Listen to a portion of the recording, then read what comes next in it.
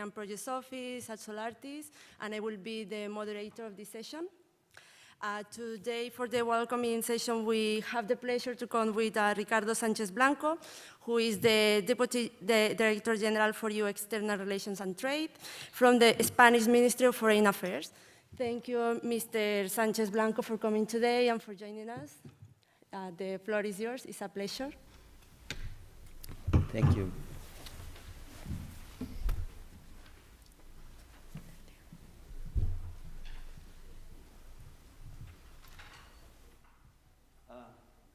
Thank you very much indeed. I feel like I'm honored to be here today. Special thanks to SOLARTYS for organizing this gathering and inviting me. I think it's a real privilege to be out of the office and today in this beautiful building, which is inspiring. And I think you've chosen the right site for the task we have ahead, for the inspiration it provides. A building is something which can tell a lot about the people who work in it and the people who created it.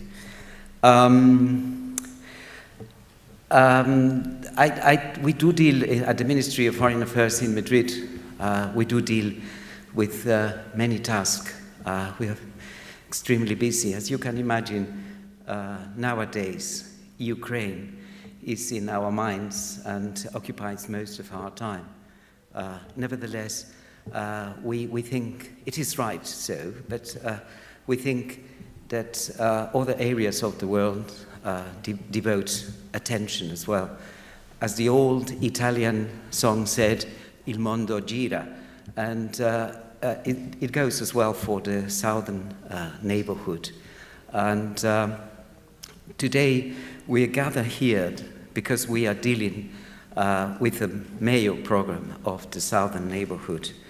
And Spain has put a lot of attention over the last 2 years for the southern neighborhood and has forced the European Commission to do more for the southern neighborhood. In what sense? We always thought that the southern neighborhood was a bit laid back compared with all the frameworks of the European Union, especially the eastern neighborhood. And over the last 2 years, there was a tremendous impulse. We had this new agenda for the Mediterranean in April 2021, and the new agenda for the Mediterranean tells us the priorities. What do we have to do? We have a roadmap now, and priority number 5 is the green transition. It goes straight to the point of what we're doing today. It is very good that this seminar is taking place because this is the living proof that things are moving, and we are very happy about it. We're doing everything we can, everything in our hands to promote the southern neighborhood. This very year, 2022, on the 1st of December, the 4th ministerial meeting is taking place in this city, in Barcelona, and we are happy that that is happening because we need to give a political impulse to the southern neighborhood. So everything is dealing with the architecture, but we come to the practical facts of it. And we come to this transboundary cooperation through the European Neighborhood Instrument, the so-called CBC Mediterranean programs. When you look back, it is impressive, the amount of work done over the last years. We are on the 3rd period. We are currently preparing this Interreg Next Med for the current time. And there were a lot of achievements over the last year, over the last 2 periods, and we are dealing with one of them now. The figures are really impressive. Spain there were 80 projects from the CBC, and Spain was part of 56. And Catalonia was very active in around 24, had a leading voice in many of them. So, as I said, this CBC has to be a target. And what is the target of our tasks? The target is to fulfill one of the special objectives, and that is the environmental challenge. It is precisely written on the transboundary cooperation program. So that's the framework, that's the roots, and now we are here today for the specific project within Med-EcoSuRe, and we want this project to be a catalyst for eco-sustainability.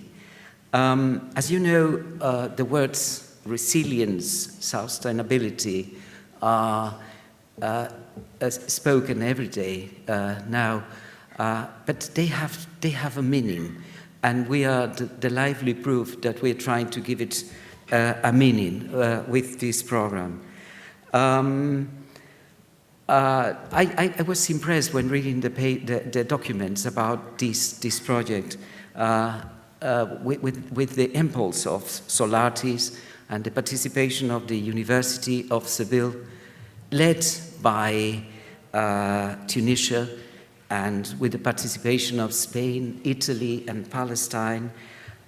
This is the real proof that this the materialization, the implementation of a program. But when I perused the agenda for today, I was impressed as well to see that there were so many distinguished guests from the private and public spheres, from every walk of life, and that's the key to these programs. That's the key to this transboundarism. That's the key, is to involve as many people as possible. Why in this area? Because, you know, the climate change affects every region in the world, but the Mediterranean is especially affected, and it is extremely interesting to find a common solution for a common problem. I very much liked the idea of being a living laboratory, and that is what we are here today for. We are a living laboratory, a living lab, as they say. Everybody has a role to play. We are interested in hearing, in exchanging, in dealing with everyone, with a view to having new ideas, inspirational ideas, explore technology, and to see how social collectivities are reacting to this CBC program, which is called Energy Renovation in Mediterranean Universities. So part of being a member of this living laboratory is being conscious that it needs a lot of public diplomacy, that we need to raise awareness of what is it. And everybody from us is here an ambassador of that message. We are the living proof that this is a living laboratory. It's interesting to see how well organized is this program, because all the reports, the interim, the progress report, the final one, so we are going to see how it is going, and we can correct failures or find a new way to foster it. So there is accountability, and at the same time, these reports mean transparency, and visibility, which is very important. When reading these papers, I realized these documents about the program. There was one which struck me particularly, and that was that university buildings have no owner. They are orphan buildings. I thought to myself, this is really a pity. But I thought at the same time, no, that doesn't happen. We are all here part of the university. We are a sort of transboundary national trust, because we are all concerned about the future of our universities in this field of energy, of making it more resilient, more sustainable. So, because we are part we are co-owners, so we feel that there is an ownership of this program, and we're feeling deeply in our inside ourselves. We think that our task is to outreach new generation. I think it's wonderful that target groups, such as students, are to be involved in the program. And I think this has a positive transboundary effect. In this particular period, Interreg, Next Med, the one we have now, there is a specific objective called ISO 1. And this ISO 1 is dealing with better cooperation governance. What does it mean? That we have to make the most of the synergies that exist and involve as many institutions, the private sector and persons as much as possible. Everybody feels that when entering a renovated building, or in every sense, everybody feels a sense of something new, something inspiring. And that's what we're trying to do with this program, with the involvement of local collectivities and local authorities, with a bottom-up approach. The public administration has to play a role, the citizens should be active, the research bodies have a lot to inspire, the civil society as a whole should be involved in the program, and industry is contributing to do it. So that's a wonderful constellation. There are many commonalities, there is a lot of complementarity, and myself as national contact point, we're dealing with many programs around the Mediterranean and the southern neighborhood. And every time a program goes on and has success, we are extremely happy. Sometimes in particularly difficult situations, we think, well, we should open a bottle of champagne, because we don't take it for granted. Everything is really new, and I think that's a task. I take my position, my job, as an obligation to spread, to divulge everything which has to do with these programs. Of course, as you know, the European Commission, the current von der Leyen Commission, has among its priorities the green transition. So a lot of attention is going to be given to that, and there are very many people involved and working, and so I think this is the right moment and the right time to do a program like that. This is the right time to have a seminar like the one organized by SOLARTYS today. I am honored and proud to be here. I am here to learn and to listen to what what is going to be debated. And I am looking forward to have more grasp of the, how this program is developed. I wish all of us a very inspiring debate and profound debate today. And I thank you very much for your attention. Thank you. Thank you.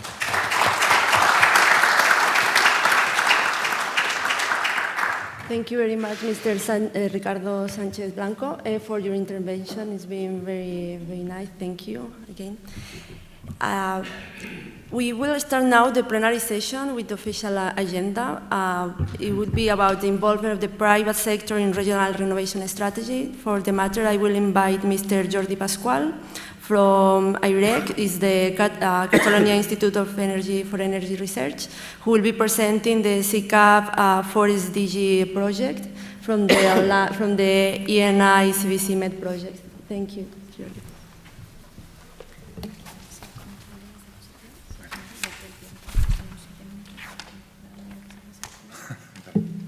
Perfect.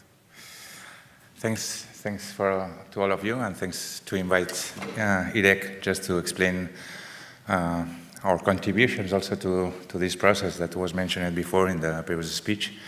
So we will try to summarize all the projects that we will introduce today, the CCAP 4SDG project, in 7 minutes. That is the time that we have. So I will go more or less fast, and later on, if you need some explanations, I will be outside for sure just to talk with all of you. So, CCAP 4SDG, the title of the complete project is the Mid-CCAP integration through the uniform adapted assessment and financing methods, mainly targeting buildings in educational and health sectors for sustainable development goals in a smart society. So, this is a project that we started more or less in December of the last year. And the project is it's led by Métropole Nice-Côte d'Azur, France. It's participated for several countries. There is 2 participating from Spain, from IREC side, also from IBE, also participating from France, from Italy, from Greece, from Palestine, from Tunisia, from Lebanon, from Egypt. So it's a quite wide vision of the problem, and which is the main problem that we are trying to solve. So, in a nutshell, the project, the main aim is the adaptation to mitigation of climate change, mainly focused in buildings, in building sector. And what expected is the energy efficiency and renewable energy measures on public buildings. We mostly focused in hospital and educational buildings, but not only. I mean, we focus on that ones because that ones are quite relevant. Not only because there are focus or just a place on a lot of people it's just going, but also that because they can act as speakers for the rest of the society. But there are also public buildings, and they have these different administrations that are involved in this kind of buildings. But again, it's not only about this kind of buildings, we are just also focusing in other public buildings. How we should do this? It's by trying to capitalize on select reference projects. As you will see, we are not just producing new knowledge, but our main aim is just to try to transfer and capitalize and mainstream existing knowledge that was developed or is still being developed by other projects. Also considering the sustainable energy access and climate action plans, our basis is that we will work with municipalities that they are in the process or they still already have some CCAP plan, and achieving a Med-CCAP integration through a uniform adapted assessment and capacity buildings and training mechanism. So these are the 14 projects that we are trying to capitalize. As you see, we have some projects from the program ENI CBC Med program at Med-EcoSuRe, like BIP, Berlin, Esmes Green Building, or Med-EcoSuRe, like this one today. But we also have projects from the Interreg Med program, like the Edu Footprint, the Impulse, the Priority, the SISMA, Stepping, or some projects from Union for the Mediterranean as the Med-Med, the ClimaMed, and the SPREF. For any one of those projects, I can explain probably in 1 hour the scope of the projects and also the outcomes that they have produced or they are producing right now. So there is a lot of information here. There is a lot of contents that we would like just to share and to mainstream to all the municipalities, to all the regions, to all the public authorities, also to the public technicians to be used for, because there is a lot of huge efforts here just producing a lot of really valuable outcomes. So what we have done until now is just try to sort all this information because, again, there is a lot of information that should be analyzed, and we have just sort all this information, and right now we are producing this kind of fact sheets with all this information that would be useful for all the involved case target stakeholders. So after doing that, in parallel, we are just producing this support mechanism for municipalities that would be a mechanism to allow to municipalities to use these outcomes. Often we realize that the information is there, the knowledge is there, but the problem is that first, people doesn't know it, and second, people doesn't have time to use it. So what we are trying here in the project is just to let them know, but also to let them have enough time and enough resources to use them. So in this mechanism that will be published in more or less 1 month, we will just open the door to municipalities to offer to them some support, to let them just use these outcomes in their day-to-day lives, and just to also produce new CCAPs and new documents and new also activities, because it's not only about just planning, but it's also about acting. And we just foresee that they could use also these resources to improve some specific buildings that will act as lighthouses. So the process here is in the scheme. I will not go deep in detail, but again, we will publish the call for interest for this mechanism in 1 month, and it will be open in a couple of months, and then we will select up to 9 municipalities, at least 9 municipalities from northern and southern shore of the Mediterranean, and let them then just be with us with all the process. At the other side, we are not only producing this kind of mechanism, but we would like also just to, again, to train people, to train technicians, to train also public technicians and municipalities in how to use all these outcomes. So we are just introducing also this local implementation team, this living labs, the CCAP living labs, which is a mechanism just to train, actively train, and not only train, it's also about the share the knowledge among different partners and let them just have the experience of these outcomes. So I think that it's just at the second, but thank you very much, and if you have any doubt or comment, for sure, I will be there.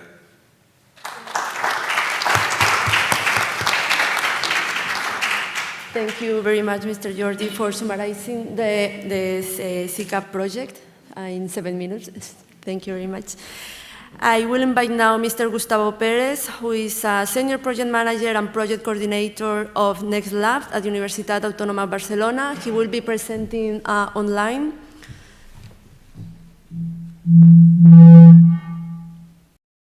Yeah, Sam. Hello, Mr. Gustavo. Okay, good morning. Hope that you can hear me. Okay, so thanks thanks to the organizers for giving us the chance of being here today. I'm really sorry not being there, and I'm sharing with you all what we are developing within our Next Labs project. In fact, the title is Nexus Driving Open Living Labs for Competitive and Inclusive Growth in the Mediterranean. Well, we are trying to address the approach in another way, in a more holistic way, because in fact, the framework that we have in the Mediterranean is a region with water scarcity, irregular rainfall, irregular population distribution. We have agriculture as the largest user of water in the region, And in fact, we have the problem of the future global warming projections that describe a warming landscape for the future. In fact, we have to consider that the water availability is threatened, that the agricultural productivity will be decreased, and we have a conflict there between the energy efficiency and the water production. So we need new solutions to increase the efficiency and the energy footprint for each cubic meter of water that we employ to produce water. If we also consider the imbalances growth processes in the region, the job deficits, the unemployment rates, skill mismatches, economical crisis, the pandemic, the situation is, let's say, a little bit scary for our future generations. So, considering this framework, our project tried to understand the ecosystem, the water, energy, food ecosystem in the region. In fact, we have a really fragmented ecosystem. And the other issue is that we don't have a clear approach, such as in Northern Europe, in terms of living labs. If we pay attention to the number of living labs in the Southern Mediterranean, is scarce, I would say, non-existing, at least addressing the water, energy, and food sectors. So our project is trying to reverse such situation, and we are trying to consolidate a critical mass of stakeholders of these sectors around a couple of living labs to be created in Jordan and Lebanon. In this way, we intend to engage the private sector, the researchers, all the knowledge out there that are able to generate promising solutions to support the future blue and green economy and make it sustainable all around the Mediterranean.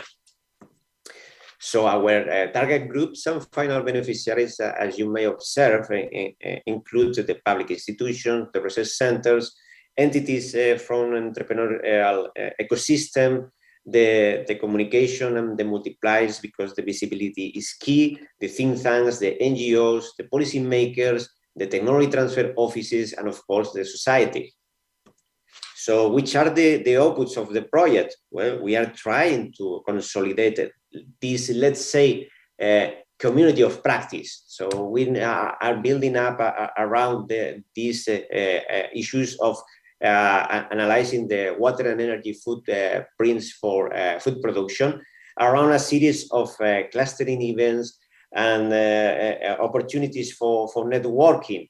As you will observe later, the figures that we have of the events that we organized so far.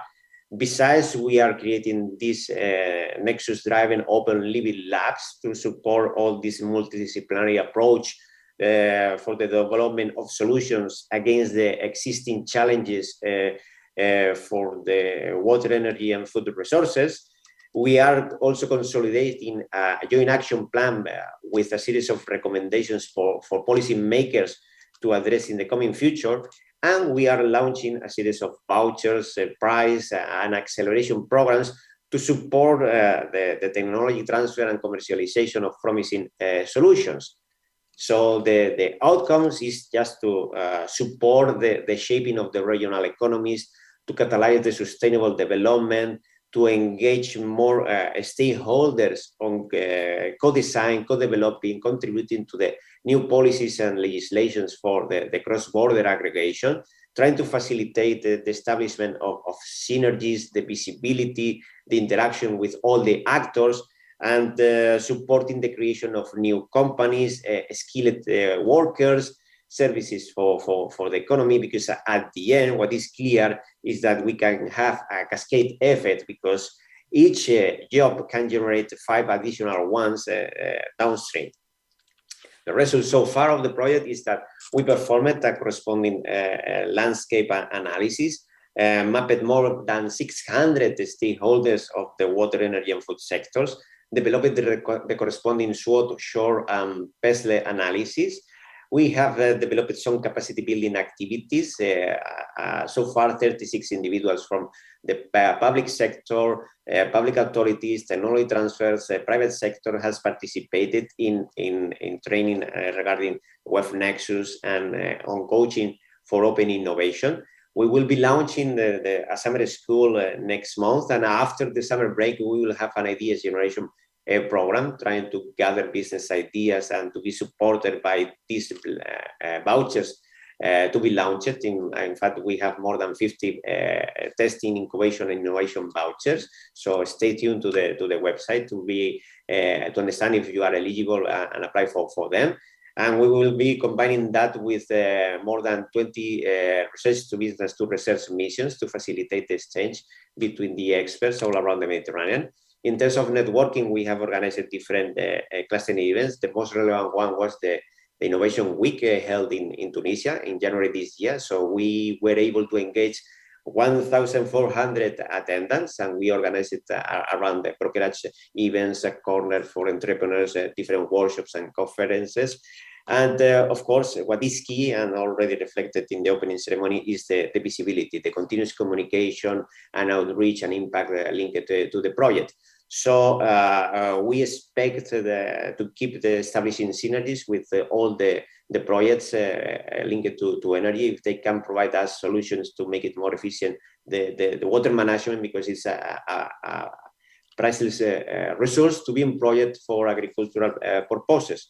So this is our information. So in case that you want to be in contact with us, please don't hesitate to proceed. And thanks again for the organizers for giving us the chance to be here today with you all.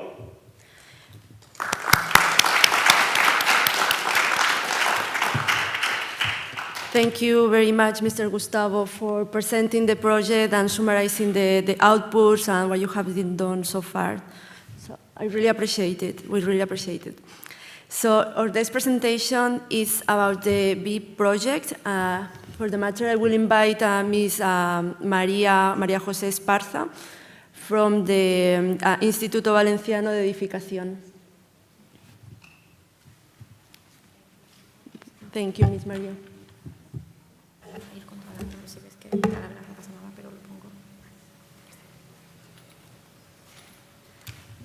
Hello, good morning. First of all, many thanks for inviting me to this interesting conference.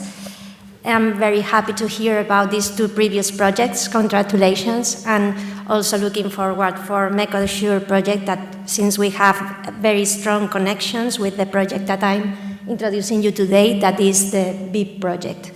So, well, my name is María José Esparza. I work at the Valencia Institute of Building, that is a research institute located in the city of Valencia in Spain. We are involved in several international and European projects that can be grouped into these four categories. So to train awareness of citizens, to train professionals, to generate tools to support these professionals, and also to support public administrations. So the BIP project belongs to this fourth category. BIP is the acronym of BIM, that is Building Information Modeling, for energy efficiency in the public sector. It is also, of course, a project of ENI CBC Med program. Here you have the main data of the project. We are 8 partners, led by an Italian entity, il Consiglio Nazionale delle Ricerche, il CNR. We are 8 members, and the project duration is about 3 years, so we are almost finished now. Here you have the consortium and the countries participating. And here we have a video that I don't know how to... No, okay. I don't know if the sound can be cut. So, well, this is a summary of the story of the project, because we are dealing with buildings, but not standard buildings. They are heritage buildings with a very high value, cultural and historic. So we are providing digital models of these projects, of these buildings. So taking measurements of the general geometry, but also introducing the specific elements, components, materials that are of a high importance in this kind of buildings. So the more accurate digital model we create, the more efficient energy simulation that we will be able to provide later. So we are testing this methodology in 9 real buildings. I will show you later. And the result is more or less what you are looking now. So this is the result, for example, of a palace we are working with in Italy.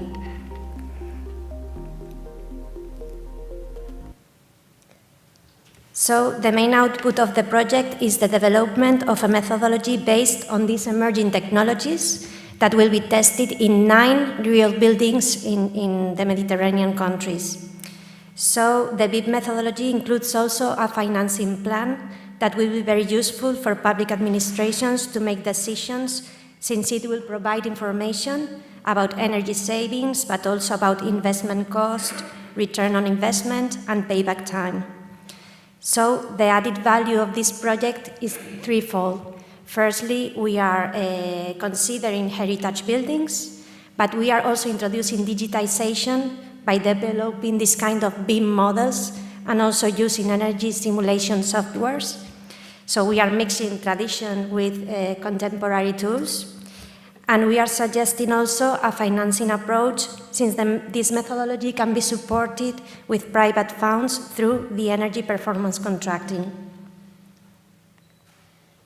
It is important to highlight that these heritage buildings were excluded from the last 2 directives on energy performance of buildings.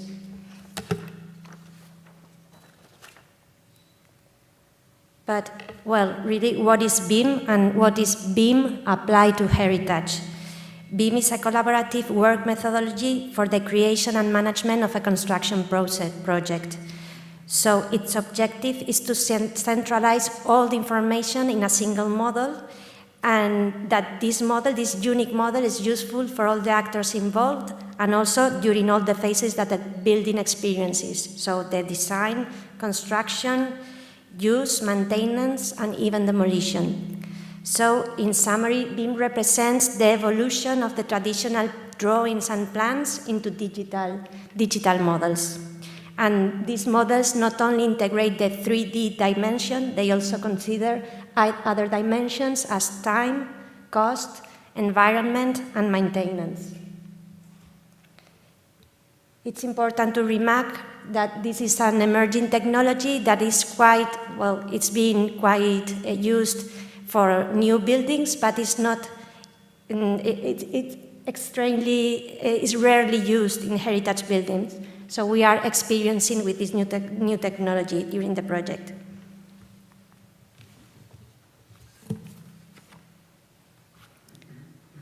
Well, I think I'm going to go faster. So the energy performance contracting, we will see later in more detail with what is this kind of financial mechanism, because there is another speaker talking about this. So I will only highlight that we are trying to pave the way for using BIM methodology in the EPC contracts. And the energy performance contracting is a financial mechanism used to support energy efficiency measures and renewable energy installations without worrying about the financial barriers. In an EPC, the energy service company is committed to provide warranted energy improvements to the customer while the finances are covered from the achieved energy savings. So the scheme more or less functions like this. It is a budget-neutral solution and has a lot of advantages that will be explained later. So the goal of BIP is to promote the use of BIM as a trusted tool for this financial evaluation of the return of investment of the renovation project, and to foster the access to credit by public administrations from private financial service companies. And why this? Because BIM helps to manage construction phases, prices and quantity takes off. BIM also helps to simulate different scenarios of renovation, assisting also in decision support systems. And BIM helps to better evaluate cost and time during the return of investment calculation. So as a result, and I finish with this, in the project we are now preparing guidelines for both public administrations and financial institutions that will help to overcome the fragmentation of public administration practices and will offer a single common approach for the financial institutions that act in the global market. These guidelines will clarify the method for applying BIM, for making this connection between BIM and EPCs, and will include technical and legal issues and also how to make this connection real. And just to let you know, I have brought some leaflets explaining how does an EPC work and the connection that can be done with the BIM methodology. So later you can pick some of them. And that's all from my side.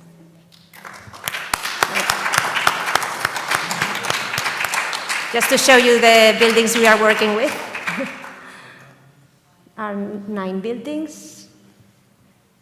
And of course, feel free to visit the website and social media. Thank you. Thank you. Thank you, Ms. Maria, for your presentation and for summarizing everything in 7 minutes. Thank you very much.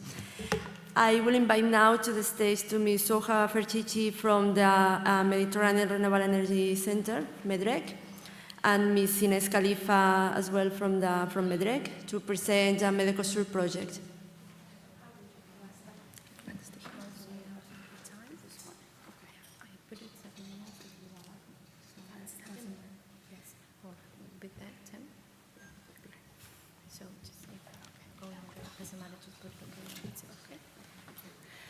So, good morning. Thank you very much. I would like to thank SOLARTYS for organizing this event and for everyone who accepted to join us today. I hope this forum will be of an interest for everyone. I am Soha Ferchichi from the Euromediterranean Renewable Energy Center, which is a think tank based in Tunis, Tunisia. Okay. So, Med-EcoSuRe stands for Mediterranean University as Catalyst for Eco-Sustainable Renovation. It is a project funded by the European Union by the ENI CBC Med program. We are 7 partners, or 10 partners in total, from the Mediterranean. The project has a duration of 3 years with a possible extension and an overall budget of 3 million euros. So in Med-EcoSuRe, we intend to propose and implement innovative and eco-sustainable renovation solutions in Mediterranean universities in the framework of an approach that we proposed, or what we called a living lab. So actually, why a living lab? When drafting the project, the coordinator, Ines, realized, or I think when you are a researcher in building, modeling and building energy systems, we realized that when it comes to the renovation of public buildings in general, the issue is the lack or the absence of an integration process that gathers all the active players in this renovation or retrofitting process. And this is why we have proposed a living laboratory in order to gather all these active players to be part of all the renovation process, starting from the identification of the measures until the very last phase, which is the real implementation and testing. So this is overall the scheme of the outputs of the project which have been delivered so far in the framework of the Living Lab. We have mainly energy audits that have been performed in the university pilot buildings. We have also selected a number of emerging innovative solutions to be tested, and we have developed a number of tools for the planning and optimization of the energy renovations. All of these inputs have served to implement pilot renovation actions, including renewable energy and energy efficiency measures, and which in its turn will serve as an input to elaborate strategic plans, midterm strategic plans for the energy renovations of the university buildings and in some cases the public building stock. So one of the first actions implemented in the framework of our project is the energy audits that have been performed in 5 complex buildings in Tunisia, Palestine, and Italy. And thanks to this energy audit, we have been able to draw a number of recommendations which have been adopted to acquire and implement energy innovation measures in the pilot buildings of the universities. Also, we have been, as I mentioned before, we have been developing tools and toolkits for the energy planning and optimization. So one of the first tools is actually an abacus of passive renovation measures. And this action started by launching a survey by University of Florence in Italy to identify the most innovative and practical renovation measures, both in renovated buildings and new construction building. And as a result, we obtained an abacus, which is a very user-friendly and practical guidelines in which we can find all the necessary and useful information that can help and assist, especially the energy and building managers in the university buildings, to plan the renovation process. We have also a second tool, which is an online software or a decision aid tool that is intended mainly for the modeling, simulation, and optimization of the energy innovation process. And so in this software, we are able actually to first analyze the baseline or the energy consumption of the university building at its existing status. Then, thanks to a catalog, we have here what we call the Med-EcoSuRe catalog, we will be able to select one or more than or a combination of renovation measures, which we can then evaluate thanks to the software and carry out a technical economic optimizations, which can later, of course, help us to identify or select one or a combination of measures selected, which are, of course, the most suitable from a technico-economic point of view. And, of course, when I say economic, it's from an investment point of view. So all of these tools and toolkits that we have developed so far have been integrated or included in an ICT platform that is created for sharing and disseminating the best practices and knowledge, and especially for the creation and the co-creation and collaboration among the Living Lab community. So far, this ICT platform is in the final stage of implementation, and all the toolkits will be available and accessible to all the Living Lab community. So we are still gathering or enlarging, let's say, our Living Lab community. So for everyone who is interested, they can reach out to us, and we can include you in our community, and so you'll be able to have access to all the tools that we have been developing.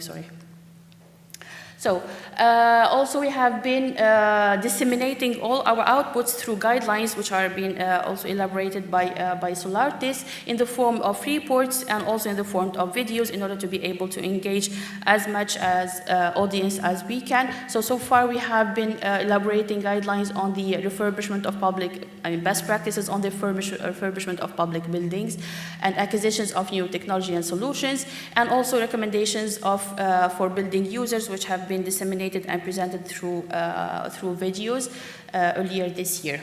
We will also, of course, we are going to continue on working on these guidelines based on the outputs available in the project. Yes, we have also launched an activity since the start of the project, which concerns the selection of innovative and emerging technologies through a survey that has been launched also by SOLARTYS among its collaborators in Spain. And thanks to this survey, we were able to select, finally, after the evaluation process, 3 technologies that will be acquired, implemented, and tested in the pilot buildings of the universities, and which are mainly hybrid PV panels, which are able to produce heat and electricity within the same device. We have smart monitoring systems and PV glass technologies, which was already used to construct or to implement a solar power tree in University of Najaf in Palestine. When it comes now to the bigger scale demonstration actions that have been implemented, we have a number of rooftop PV power plants that have been installed in Najaf University in Palestine, and also solar carport.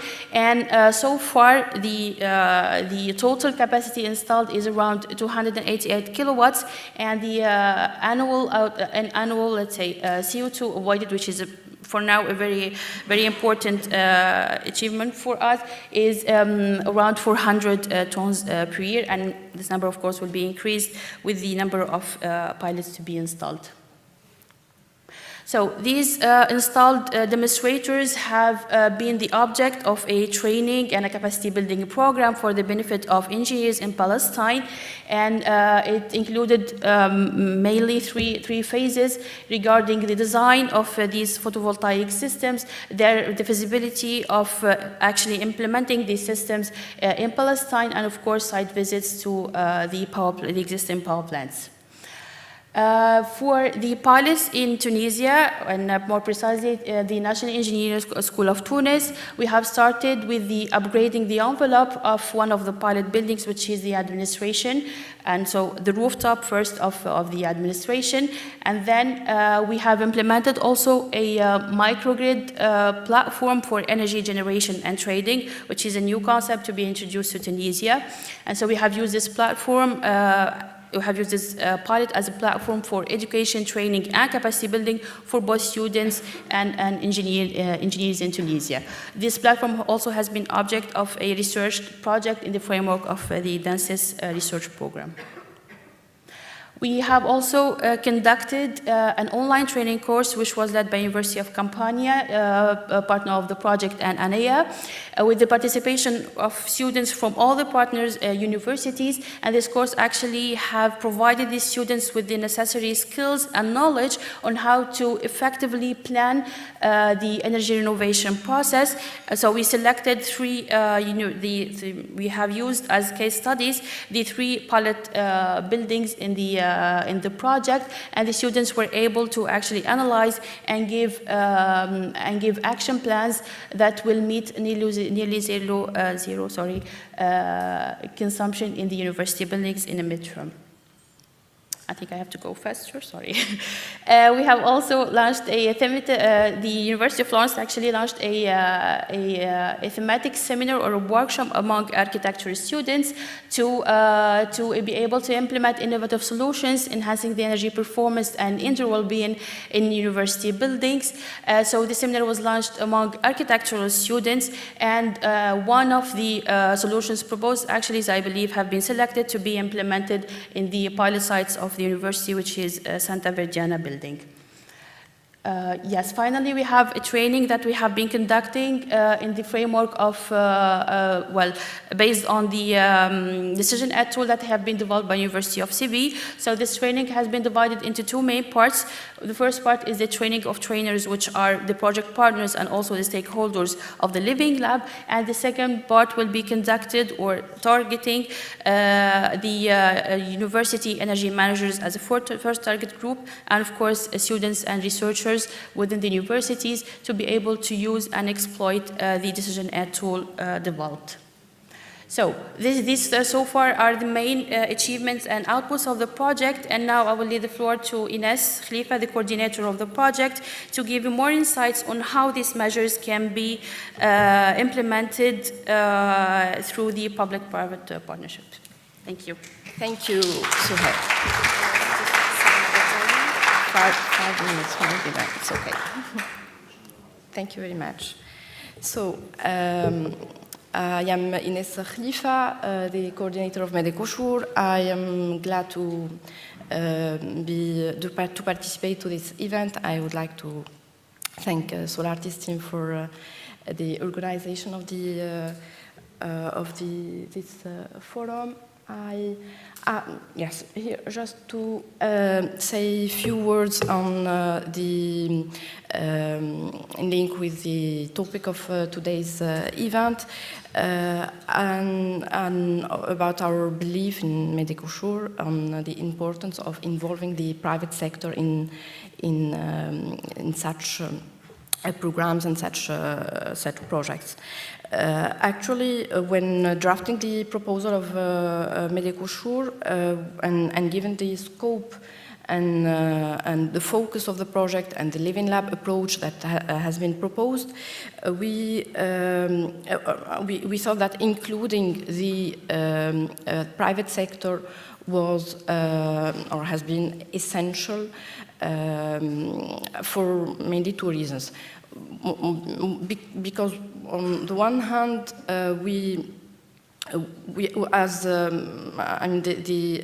having a private entity within the Living Lab community and the project consortium allow to identify the innovative renovation solutions and in the Mediterranean context and in the market, and it allowed to assist the university partners in selecting the right or the appropriate solutions for their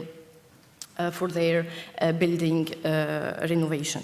And on the other hand, we were aware of the importance of having a private partner, for instance, SOLARTYS, in order to translate the needs of the university partners into requirements, enabling the private companies enabling them to offer the suitable solutions against these needs. And the experience enabled us to understand that it was the right choice.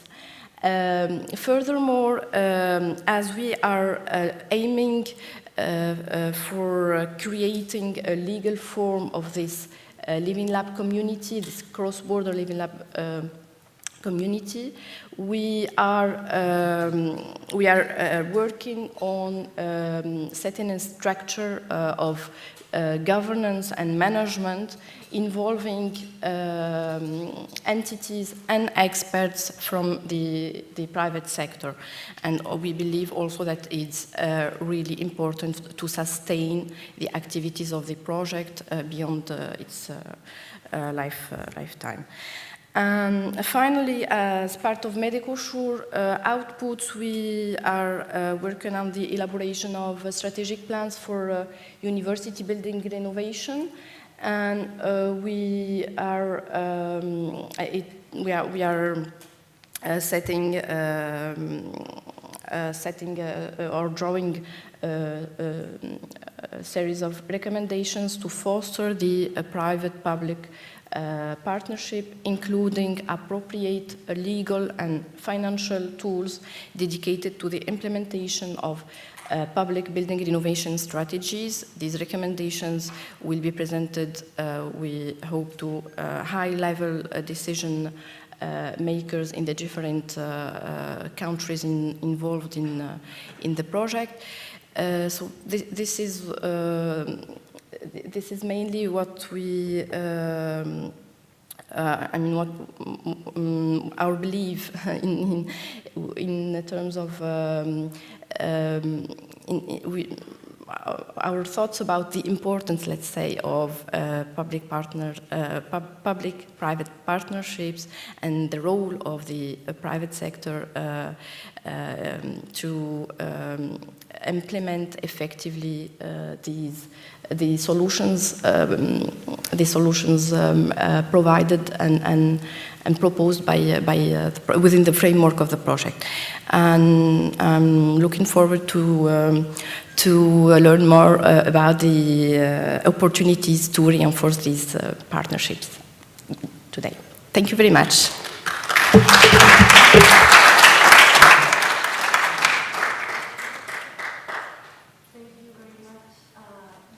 And Inés, thank you very much, Soja and Inés, for your presentation. And linked with what Inés was saying, indeed, the main topic for this session is the public procurement of innovation and public partnerships. So now we're moving forward with the agenda. We will invite Ms. Ainhoa Mata Perez, is head of buildings unit at the Qatar Energy Institute. His name EKN.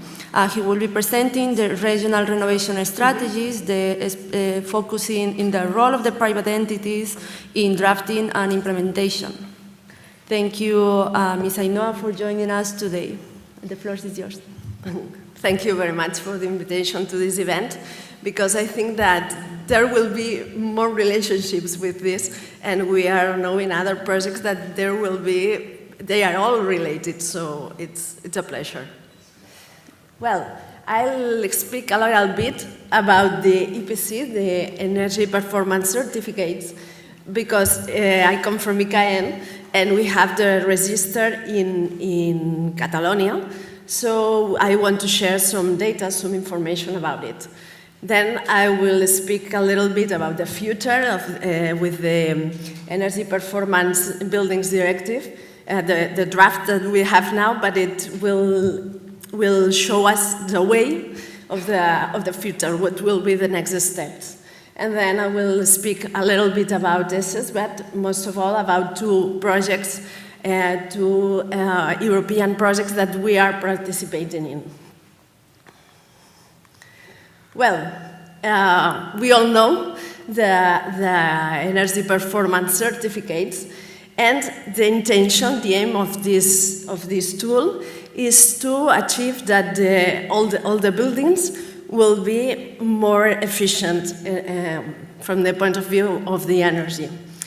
I think that in all these years that we have these energy performance certificates, we have more data, we have more information about how are our buildings, but there's the next step, and the aim is that people will consider it with the decision to buy or sell a building. So the problem is that all the buildings are old, so there's not much difference between the buildings. But with all the data that we have, we produce, well, there's a lot of data, and there's a little bit problem about the quality of this data. In the sense, in EKN we have this tool. This is to put in the register the EPC, and we have some alarms.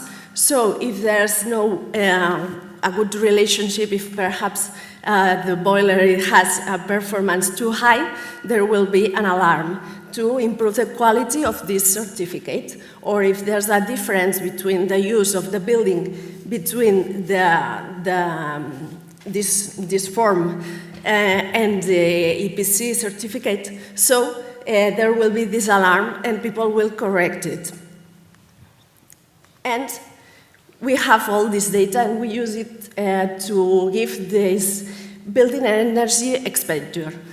We have here the label that is the same for all Spain, and in Catalonia we have also this other information that compares your building with the medium that they are like yours. For example, with the same use, if it's a house with other houses and with that they are situated in the same climate. So you can see if you are better or worse than the middle, and it also compares you with the buildings that they have a qualification A. So you can see how much could you improve with your building. And we have also the certificates that it can be consulted with a researcher, and we can download any label from this researcher, and it's related also with a map. So we can see that the colors, they are not too good. They are all red, and we hope that in the next years it will improve. And they are also in open data, without personal data, of course, but it can be very interesting for all the projects that we have seen here to know that all this data can be consulted and to know how are our buildings. And it can be consulted online and downloaded. And how are the buildings in Catalonia? Well, it's pretty common all around, because the new buildings, we see that all the laws makes that every time they are better. We have more A's and B's, but in the existing buildings, we don't see this change. And all of them, they are E, F, G. So it has to change, but now we are not seeing it. And we know that there's a problem with financial issues, but I think that we also have a problem with the communication. People have to know the benefits of the renovation, and also have to, when they understand that it's important to renovate, the next step is, well, where do I start with the renovation? So we have some tools.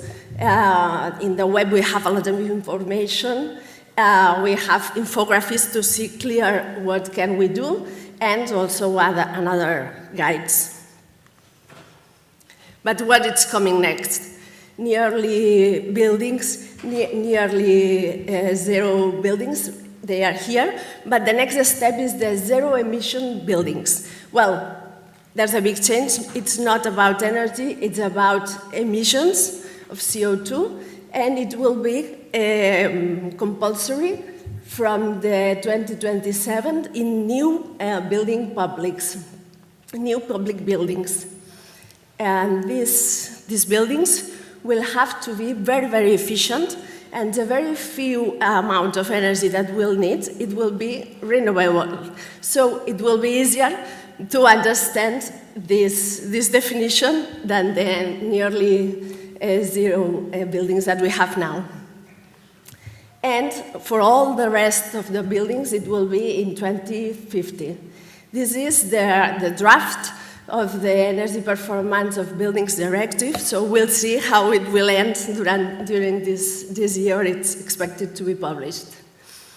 But there are also a framework, Levels European framework, that says us which indicators do we have to count and what do we have to see. It's not only about energy, it's about the consumption of energy during all the lifetime of the building. How much energy do we need to make the materials that it will be used in the building? How many energy do we need when we deconstruct this building?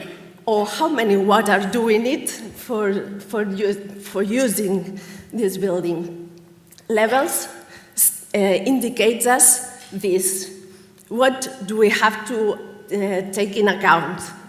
And it will be in 2027 that it will be more developed, this framework that we all will have to take in account. And there's a big change here. There's a big change because now we can renovate or not renovate. But this draft tells us that in 2027, the minimum class will be an F. But 3 years later, it will be an E. And in houses, this change, it will be in 2033. So now we can choose if we renovate or not. But the EPBD tells us that it will be compulsory to do it. And it explains us about the building passport. What does it mean? That we'll have a document that will plan how do we change our building. What is more important? Do we start with the renewables? Or do we start with the isolation or changing our windows? This passport will explain this to us. And it will be very important to not leave anyone behind. So the energy poverty will be very, very important. And there's also another big change, that is that how now all the new buildings, they are A or B. So the scale, it has not a big it has no sense. So the scale will change, and the zero-emission buildings will be the scale A will be the zero-emission buildings, and the G will be the 50% of the worst. So, well, we are talking about things that they will change. And the energy efficiency certificates will change, and the lower classes, they will be reduced the endurance only 5 years. Now they are 10 years. Well, I had this slide about the energy service companies, but it will be much better explained in the next part. And I wanted to speak about 2 European projects that ECAEN is taking part. The one is ePlanet, that it's about the relationship between the different governments, the municipalities, the regions, and how can implement the energy transitions measures. So it's and the relationship with the stakeholders, and how can use all this data that we have so to improve and to make energy transitions plans. And to end, I wanted to explain this European project that we are taking part. This is TimePack, and the aim of this project is to think, how will it be this EPC? We have a lot of data. We have to improve the quality of this data. This is common to all the European countries. And we have started analyzing which information do we have, how do we manage, how do we get in there, how people know this EPC, and we'll think how can we relate these EPCs with BIM models that we saw before, and how can we relate with all these parts that we are seeing in the PV, in the Energy Performance Directive. Because they speak us about this passport of renovation of buildings, and how will it be? It must be related with the EPC. There are also inspections of the buildings that it must be related. The relationship with the cadastre. So we have to think about new model. I talked about levels, so which is the relationship with EPCs. And also the smart readiness indicators. So we have to think again with this EPC and propose how can it be. All these relationships will allow us to relation them with BIM, with big data, because there's at the end there's a fact of competencies.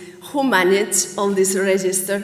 We see it in all these European projects. They are very, very interesting, and they have a time, a deadline. What happened with them later? It's the same that with the EPC and the registers. You need some organization that manage them in a long time. So who will be responsible of levels of the application of this framework? Well, it will be something to talk about.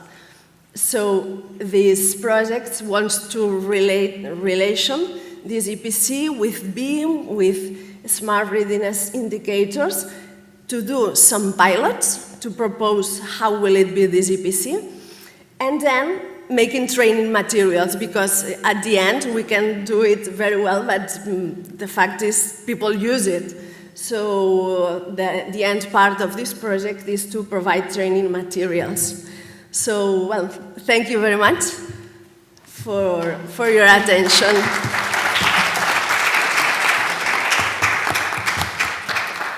Thank you very much, Ms. Ainhoa. Ms. Ainhoa will be as well in the round table discussing about public procurement of innovation and public partnerships. Now it's time to focus on the promotion of innovative service business models through public procurement. We have invited Ms. María Peñate, who is a researcher of ICEDE research group at Universidad de Santiago de Compostela. And she is also the co-author of the research article, The Promotion of Innovative Service Business Models Through Public Procurement, an analysis of energy service companies in Spain. Thank you very much, and the floor is yours. Thank you very much. Good morning, everybody. First of all, I would like to thank you for the invitation to participate in this event. I'm very honored to be here today. I think, no, you can change. Oh, no.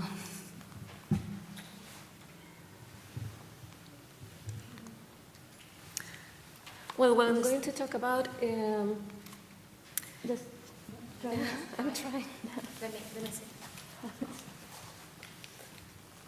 No. Okay, this one. Okay. Thank you. Sorry about that. Well, I was saying that I'm very honored to be here today. I'm going to present our research that we did in the University of Santiago de Compostela about the promotion of innovative service business models through public procurement and analysis of energy service companies in Spain. I will briefly do an introduction of our goals and objectives to tackle later the results and main conclusions on ideas we gathered from this research. First of all, we have been talking about climate change all this morning, and it's one of the main issues and challenges the European society is facing right now, as we can see. And in this sense, to adopt sustainable business models based on offering product-service solutions rather than selling products has been proven to be a useful way towards the achievement of environmental objectives, of environmental goals.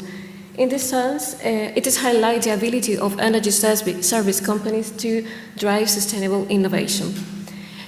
In this regard, our research tried to contribute to identify economic and environmental benefits of energy service companies, and also to showcase how public procurement can be used as a tool to develop and promote these services.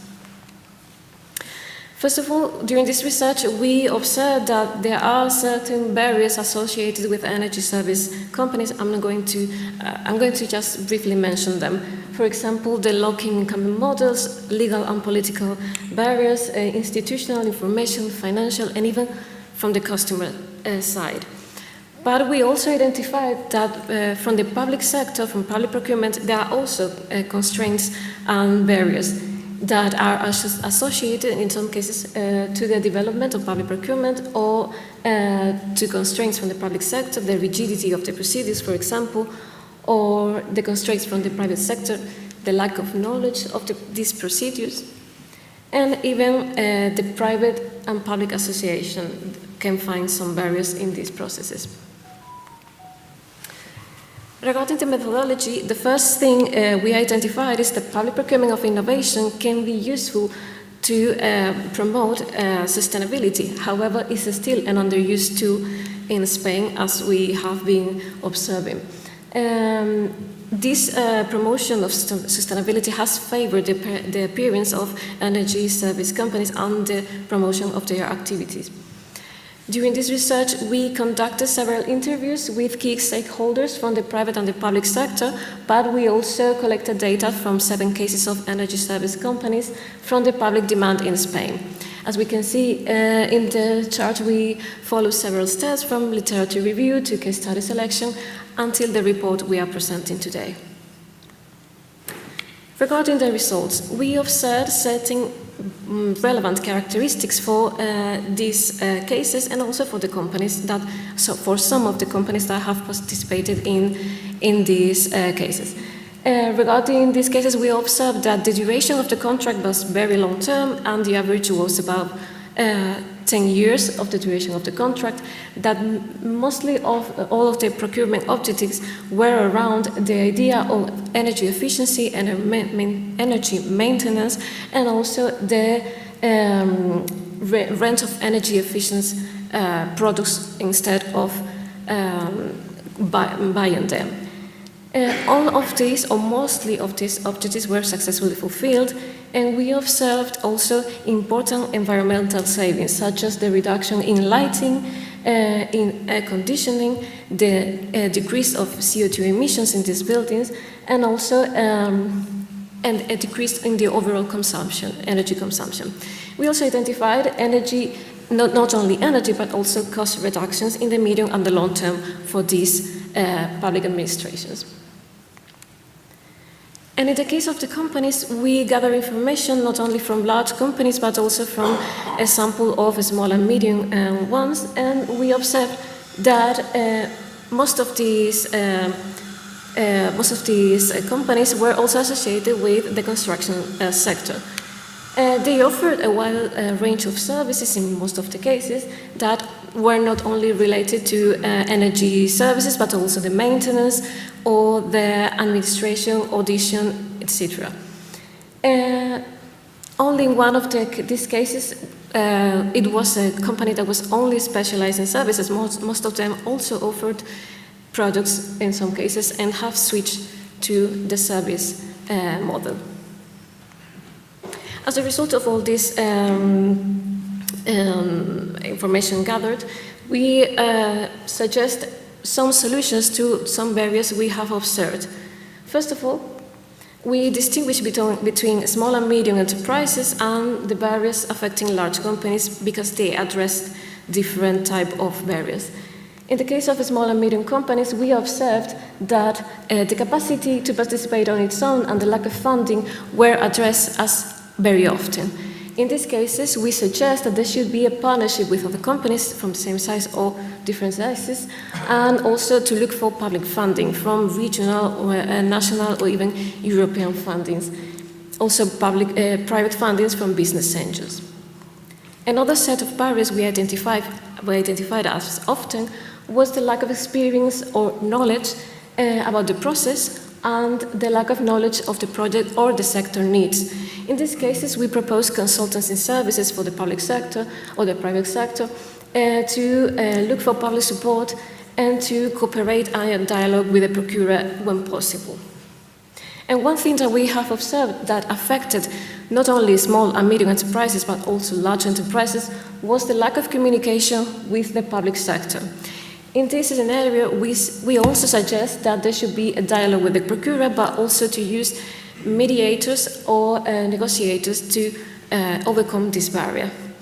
The competitive dialogue is a procedure that could be helpful in these cases to overcome these problems.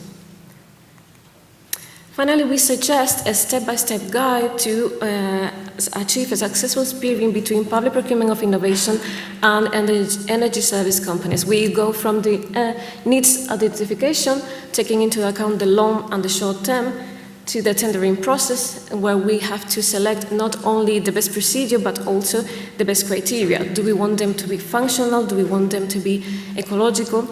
The awarding process will be followed by an evaluation and follow-up phases, where we try to see if the requirements were successfully fulfilled and if there were any kind of hindrances that could be identified to be overcome in the future. And finally, just to conclude this presentation, I would like to remark that we have seen in the practice that there are certain barriers, and these barriers are affecting more, or particularly affecting small and medium enterprises, and that public procurement of innovation can actually be a tool to implement and to foster a circular economy and sustainability, and to favor the appearance and the promotion of energy service companies. In this sense, performance contracts can be useful, and the tendering process that set performance objectives are especially useful in this area. Finally, the implementation of energy efficient services sets an example for others, and we have seen through these cases that not only in the private sector, but also in the public sector. And that's all. Thank you very much, and I'm here for your questions.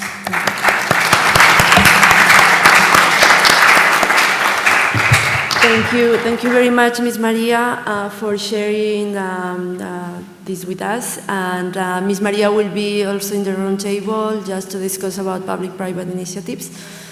Then it's turn for Mr. Agustín Villar, who is a Sustainable Finance Officer at National Association of ESCOs, ANESE. Thank you, Mr. Agustín, for coming today.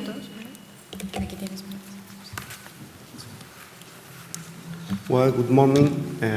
First of all, thank you to SOLARTYS and the Med-EcoSuRe project for the invitation and the organization of the event. Well, I'm Agustín Villar Pasos, Finance Manager at ANESE.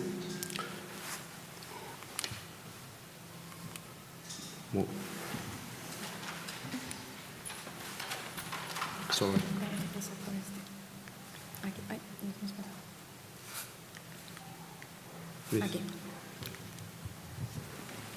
Well, to begin with, I will give you a short overview of what we'll be talking about in a bit more detail. Firstly, we're going to go over the ESCO business model. Then we will be talking about the type of contract that ESCO commonly uses. Finally, I will share the ESCO market, the Spanish ESCO market reality. Prior to all, who is ANESE?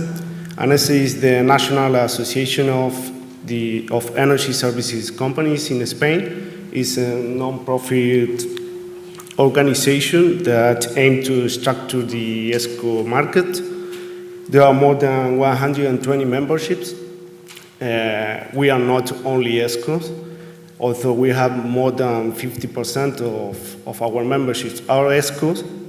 We have a complete picture of all the energy market participants, including technological companies, consultants, utilities, and financial entities.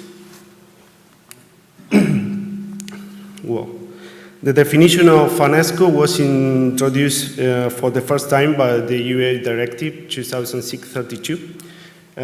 As you can see here, ESCO has some distinctive features.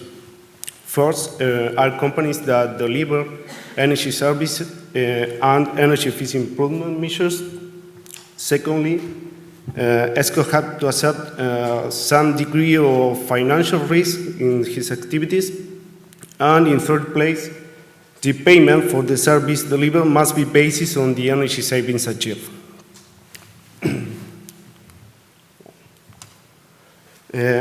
So we can say that the hallmark of an ESCO is the ability to integrate all the services of the energy value chain in one sole contract. So what type of ESCO contracts are most common in Spain? Well, obviously, we depend on customer needs, but the most useful contract is the EPC, or energy performance contract, in which the client always pays based on the energy savings that it had, and depending on the savings agreement concluded between the ESCO and the client, we can have three types or EPC. The shared savings, where the client and the ESCO share the savings, and it's the ESCO who makes the investment. The guarantee savings, whereby the ESCO guarantees a certain level of energy savings, and it's the client who makes the investment, and a mix of both. Another contract is the ESC, the energy supply contracting, that there is a typical contract offered by utilities, in which useful energy output like electricity, natural gas, heat is delivered. Another contract is the EPCM, that is a typical turnkey contract in which ESCO decides and implements an energy efficiency project, and the relationship ESCO-client ends once the project's installation concludes. One of the newest contracts is the EAS, or Energy as a Service. It's a service pay-per-use model, where the client only pays for the service that they receive rather than the product or the infrastructure that delivers the service. And finally, to the public sector, we have the 5P model, that is a business model developed to the public sector by IDAE. This is a mixed contract that includes a lot of service and supplies with investment. The main advantage of this contract is that investments are financed directly from the savings, and the ESCO assumes the technical and operative risks.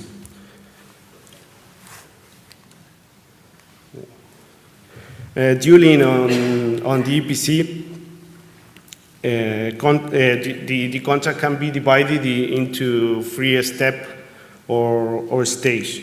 In the step 1, that is prior to sign the EPC, a preliminary analysis of energy consumption party is carried out by ESCO to evaluate the savings potential.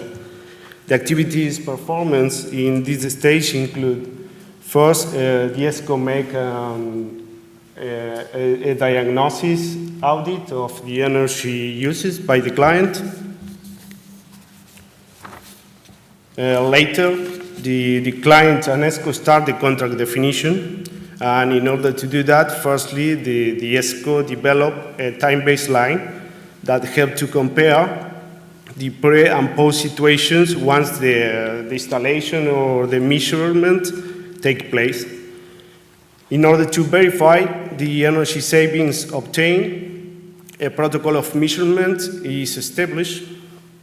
And finally, the contractual are drafted to mitigate some risks and prevent conflicts. Then we pass to the step 2, where they sign the contract.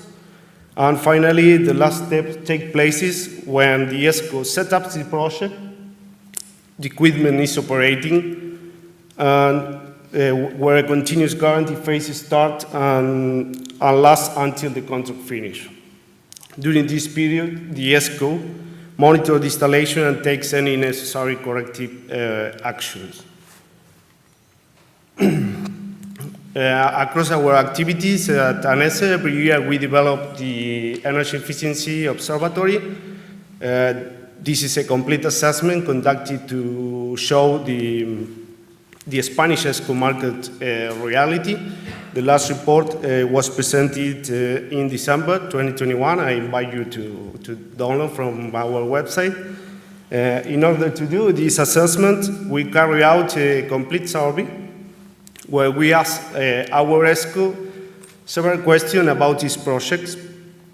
Overall, the survey covers more than 40% of the national ESCO, so I believe that the sample is so reliable. The last document gathered up a complete analysis of the 2020 ESCO market. So here we have some of the key findings. In 2020, ESCOs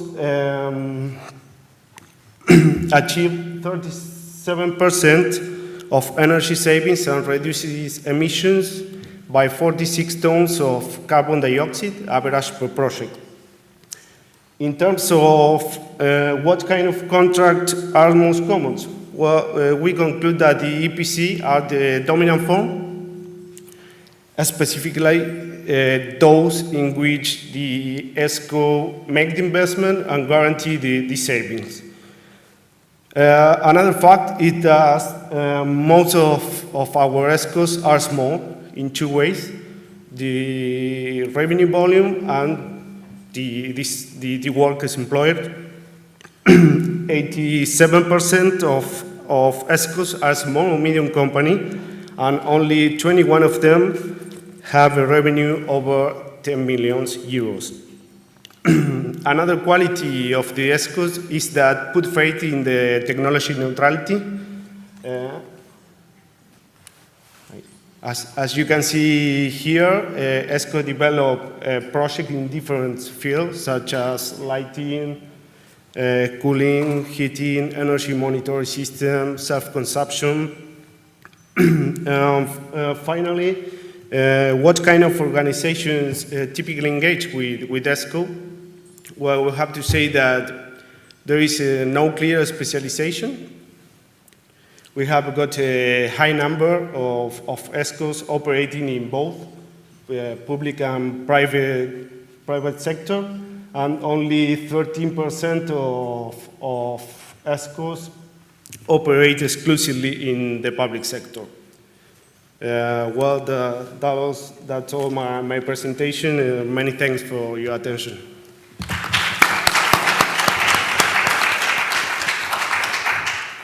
Thank you very much, Mr. Agustin, for the presentation. I think it's now important to move forward and hear some testimonies from the private and public entities probably involved in public-private initiatives. For this, we have invited Mr. Roger Sallent, he's a regional team leader from Asia Pacific of Trama Tecnoambiental. He's an SME member of SOLARTYS. Thank you, Mr. Roger, for coming today. Good morning, and thank you for the invitation to the organizers. So I'm Roger, regional team leader for Asia Pacific at Trama Tecnoambiental. And I come here to talk about a real case of a public-private partnership, and not only a real case, but a successful one. It is not in universities, it's focused on secondary schools and not precisely Mediterranean, because it was implemented in Bahrain, and we supported on the design and implementation of this project. Very briefly about TTA, so we are a firm based in Barcelona with a very broad global experience.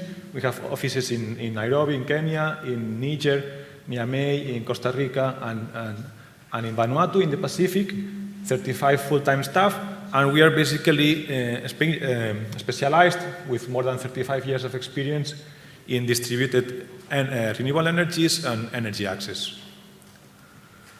About the project, very quickly, so it's a project, as I was saying, that was implemented in Bahrain. The client was the Sustainable Energy Unit, and the financing came from the United Nations Development Program, and it was a project that took place between 2018 and 2020. Very quickly about the context of the project. So in this case, the beneficiary, the Sustainable Energy Unit, is the entity in charge of sustainable policy in Bahrain. And as such, they are in charge of preparing the renewable energies and energy efficiency policies. And as part of this work, so they prepared the National Renewable Energy Action Plan, and among the key policy supporting mechanisms, they wanted to implement feed-in tariffs for renewable energies.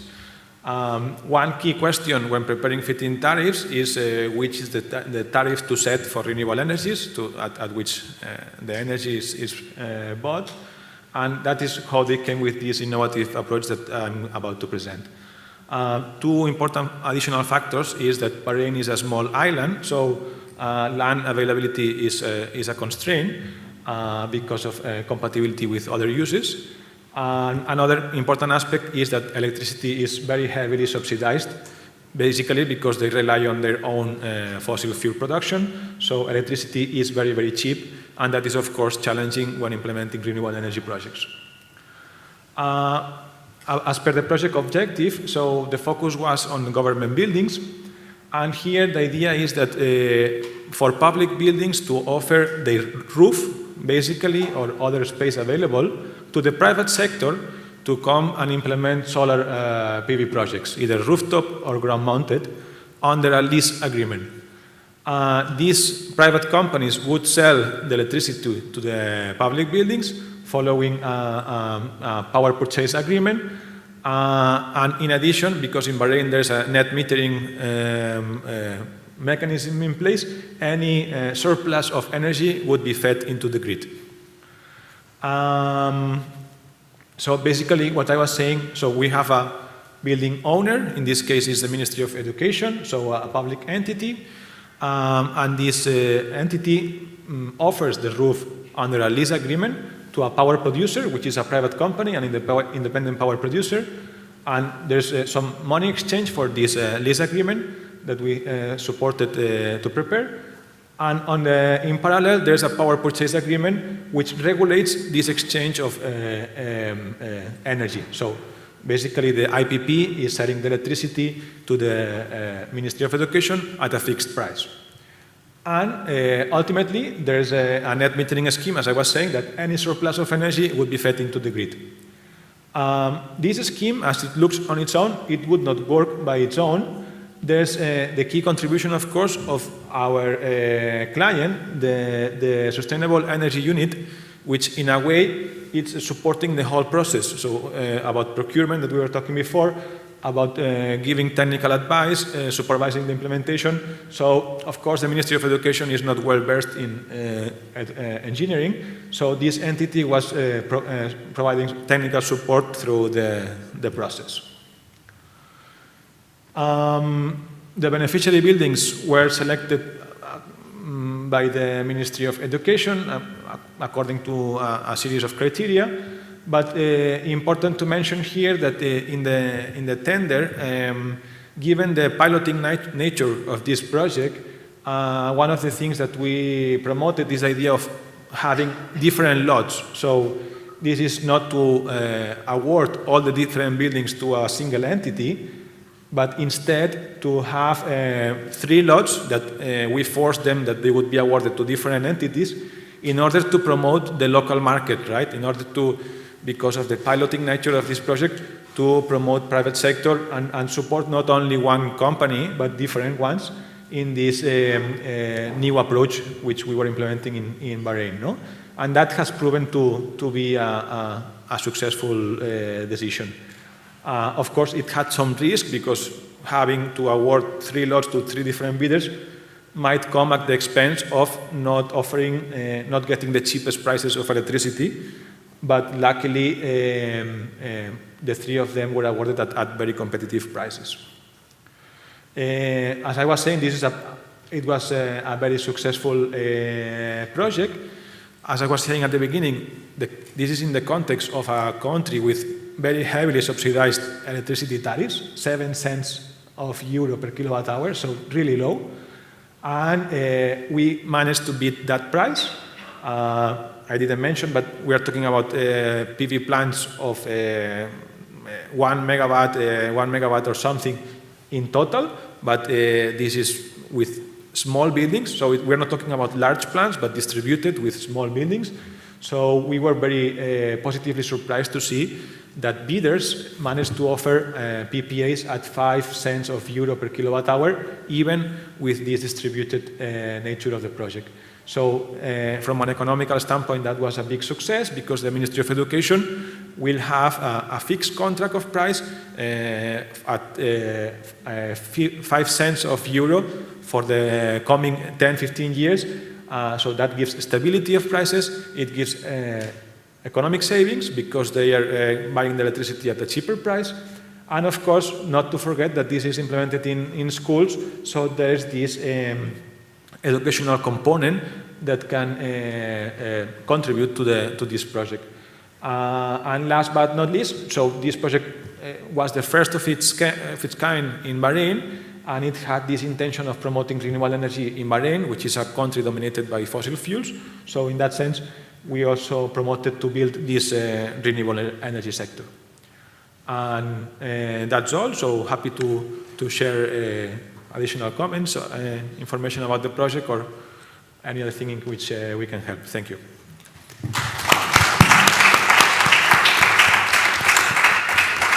Thank you very much, Roger. We can share some experiences as well during the networking session afterwards. Now it's turn for Mr. Xavier Pastor, who is CEO at Aliter Group and is ex-president of SOLARTYS, and we are very pleased to have you here today. Thank you very much for presenting your experience.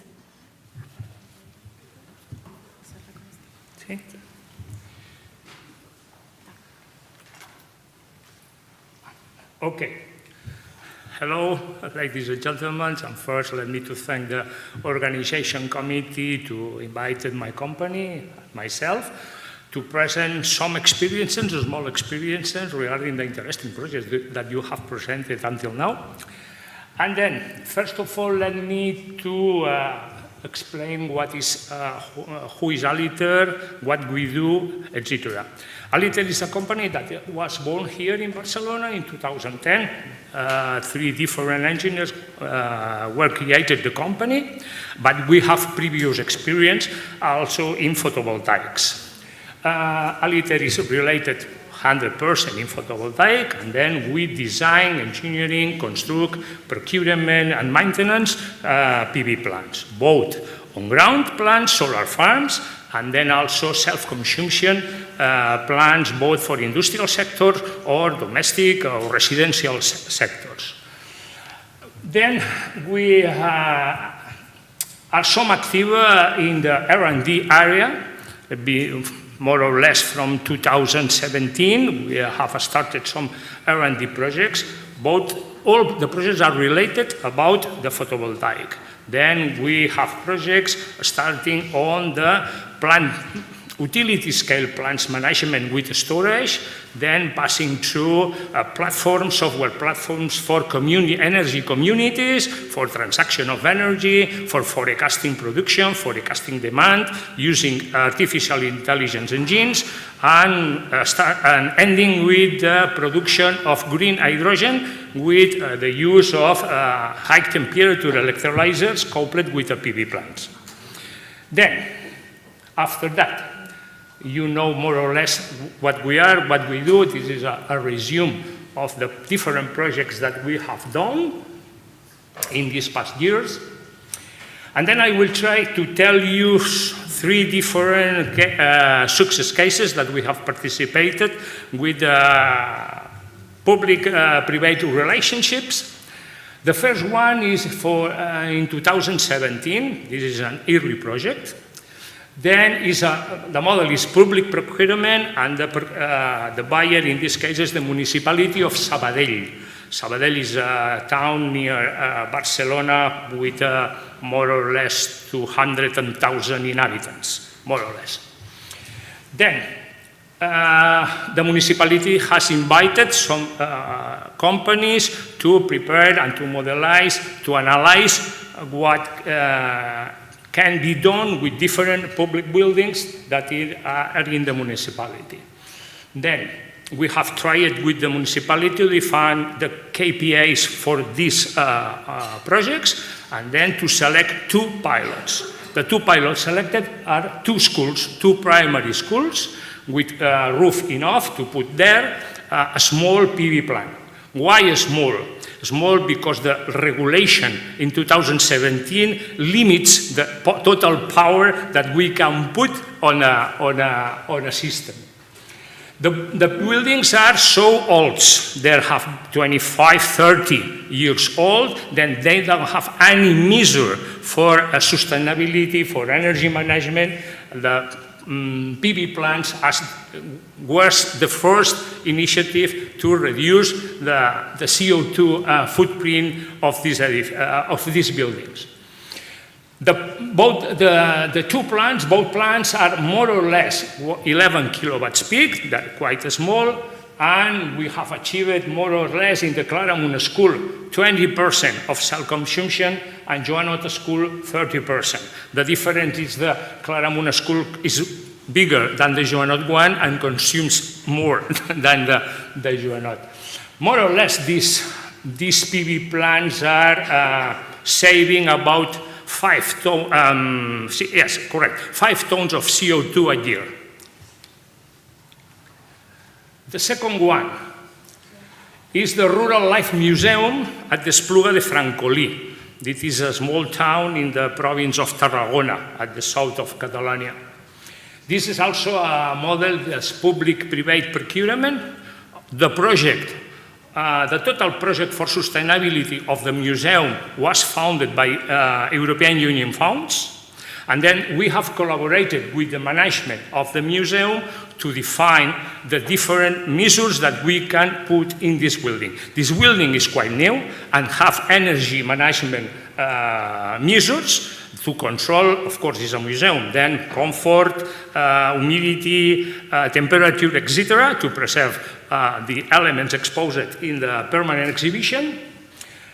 And then the management has chosen two different approaches, or two different solutions. One is PV plant, and the other one is a geothermal plant. Then this building is quasi a near zero building. Then we have put this, we have only collaborated in the area of the photovoltaics, and then this is a plant about 45 kilowatts peak, and have as an achievement of 32.5% of self-consumption of the edifice, of the building. Then, this is more or less 22, 23 tons of CO2 avoided each year. And also to say that this building, the management of the building and the building itself has accredited with the EMAS accreditation. That is for the sustainability. They accomplish several rules of sustainability, etc., etc.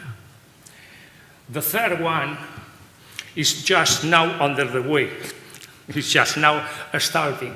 This is the program Mes Barcelona.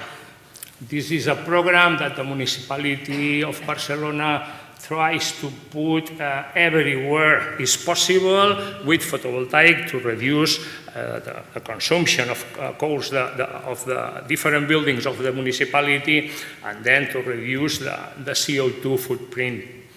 We have been invited to the project. This is a public-private partnership. My company with other company, that is the financial one, will build, construct, operate, design, execute the different PV plants, and will sign a PPA with the municipality for a fixed term, but is not yet defined, the exact term of this PPA. And at first, when I have prepared the presentation, we are talking about 6 different locations, but before yesterday we have added another one, then we have 7 different locations, and this last one is very big. We will be about 300 kilowatts peak, it's this only. Then, the total capacity that we are talking about is 1 megawatt peak. 1 megawatt peak of capacity that will generate about 1.3 gigawatts hour by year. We don't have, and in this moment, the KPIs, we are defining the KPIs with the municipality. We have done the first feasibility studies. We have done the first analysis of capacity, what can be put in any of these different rooftops, because they are absolutely different one of other.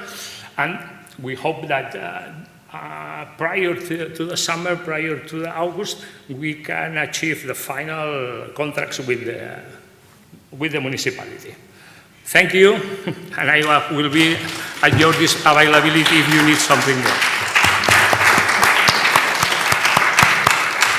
Thank you for the presentation, Mr. Xavier, and thank you all.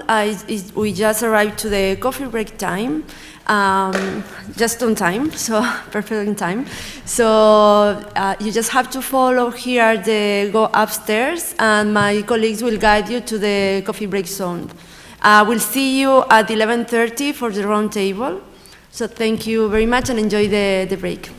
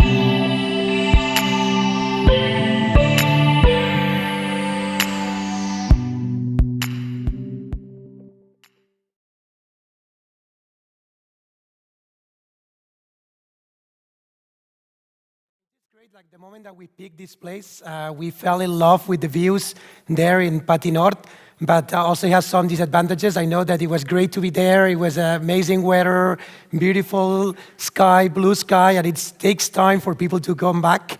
But yeah, it's kind of like what it takes when you pick a place like this. Before that, my team kind of didn't want to let me say this, but I'm very proud. We are talking about sustainability. We're talking about energy solutions.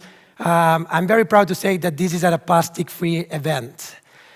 This is not just about energy and being sustainable, but in terms of like production and consumption of energy, it's also about trying to not use a single-use products. And I don't know if you see that, but we're trying to use as much as we can glass bottles. The bags are made of products that are not plastic, so I think that I wanted to say that before anyone noticed, but I think it's important that sustainability, we believe at SOLARTYS, we truly believe sustainability in any sense. So before starting this roundtable, I wanted to pick one of the words that Mr. Sanchez Blanco said in his address to everyone when he did the welcoming. He said how important cooperation is. In order, like I think we all have the same goal here. We want to fight climate change. We want to use as much energy, renewable energy as possible. We want to be more sustainable when we try to use energy in our public buildings, private buildings, in our life. If you want to achieve this goal, it's going to be with cooperation. And one of the key aspects of these cooperations is the cooperation between public entities and private entities. So that's why when we were trying to decide like what are the main topics for this event, we decided, or we had it clear that this roundtable should be in public-private partnership, but also not just in public-private partnership, but also in new innovation ways to collaborate. And like one of the best ways for innovative collaboration between public entities and private entities is public procurement of innovation. So that's what the roundtable will be about PPP and PPI. It's kind of funny, these acronyms, PPP, PPPI, especially sounds funny in our languages, in Spanish and Catalan, but it's what it is, so PPP and PPI. But before starting, I want to introduce to the audience the amazing panel that we have here. I'm going to start here to my left. Here it's Josep Fernando. He's the director of La Salle School of Architecture campus in Barcelona.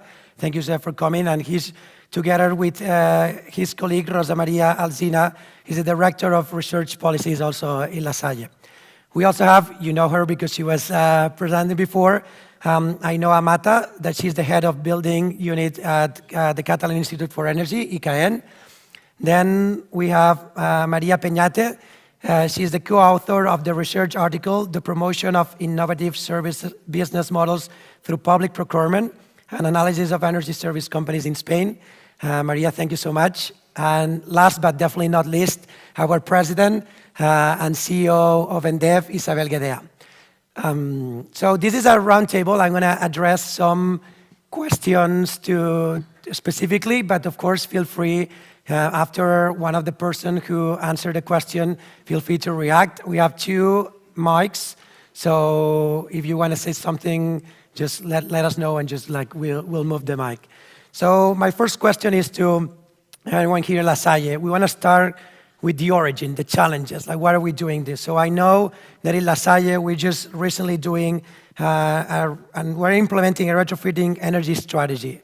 So please tell us more about it, and especially what are the challenges that you're facing with this process of installing energy retrofitting?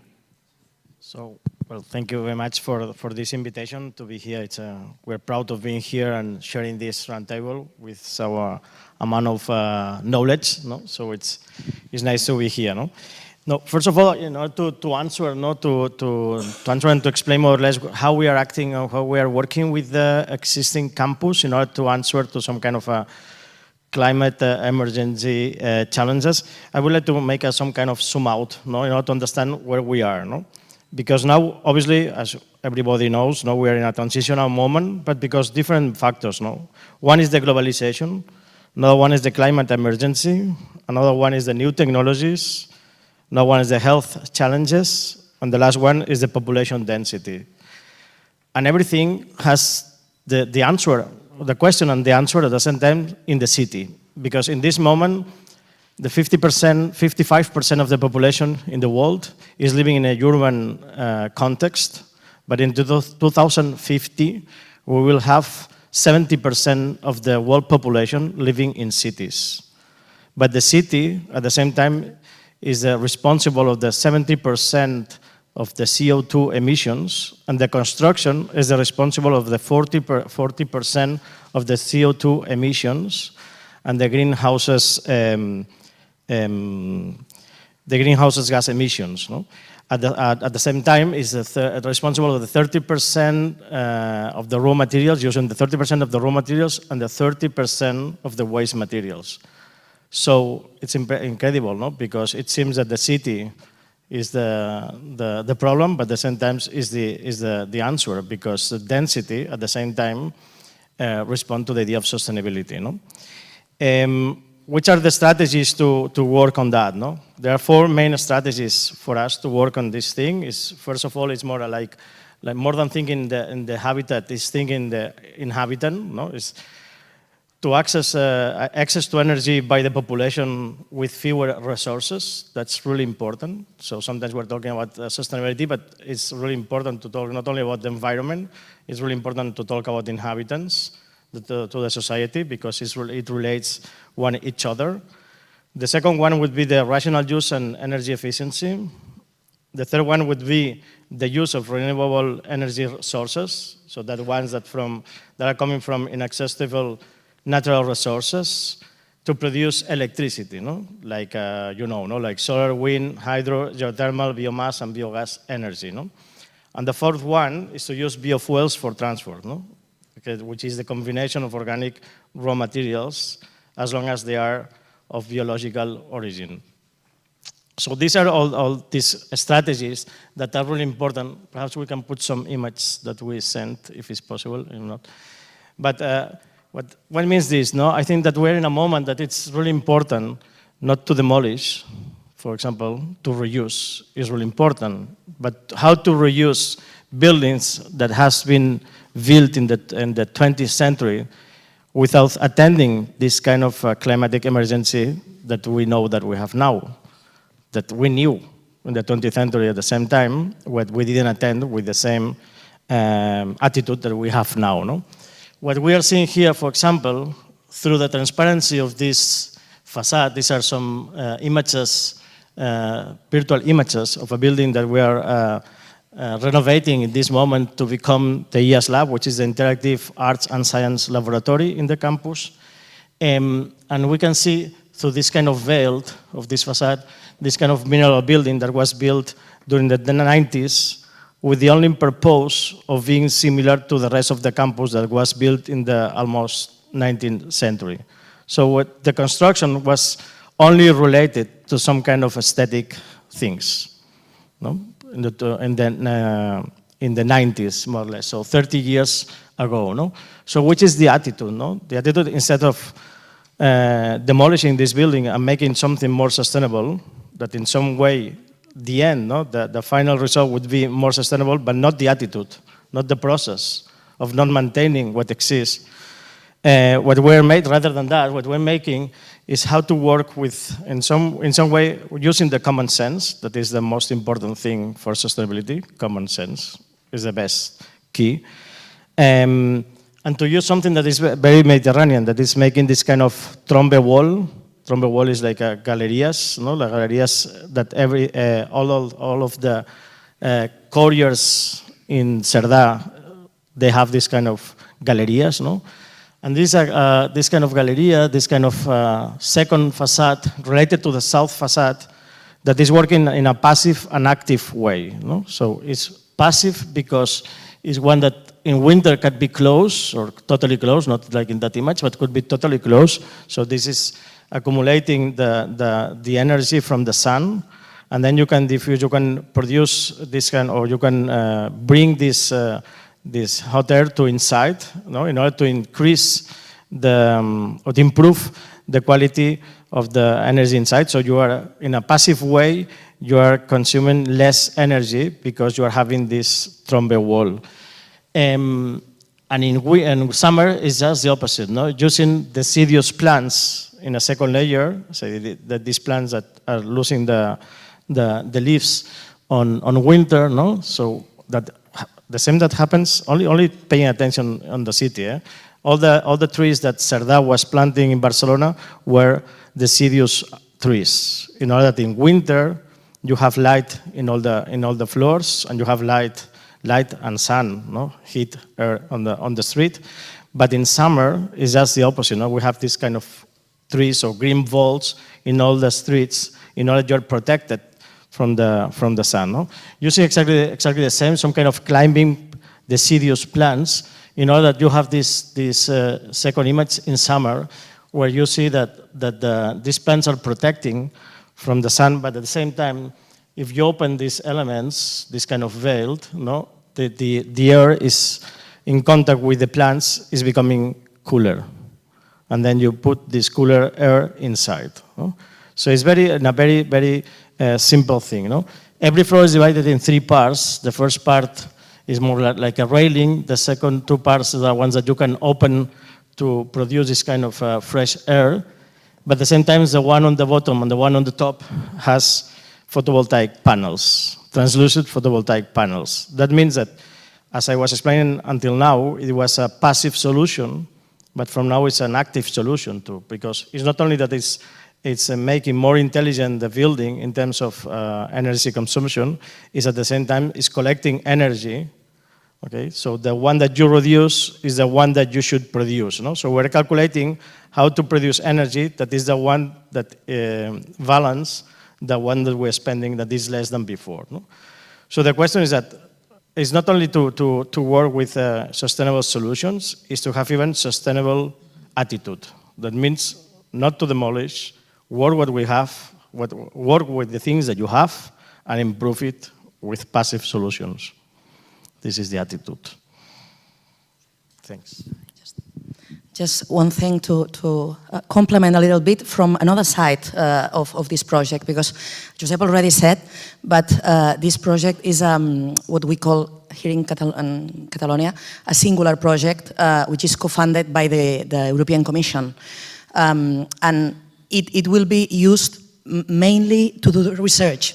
So it will host several different labs, some of them related to arts, some other to audiovisual content, virtual reality, acoustics, voice processing, all this audiovisual knowledge. So from my point of view, in the sense of research, it's unbelievable today to try to propose a lab or a group of labs that are not physically worked together with this idea of sustainability. Mm-hmm. In the end, some of these labs will be probably underground because they do not need light, or they have to be absolutely blackable.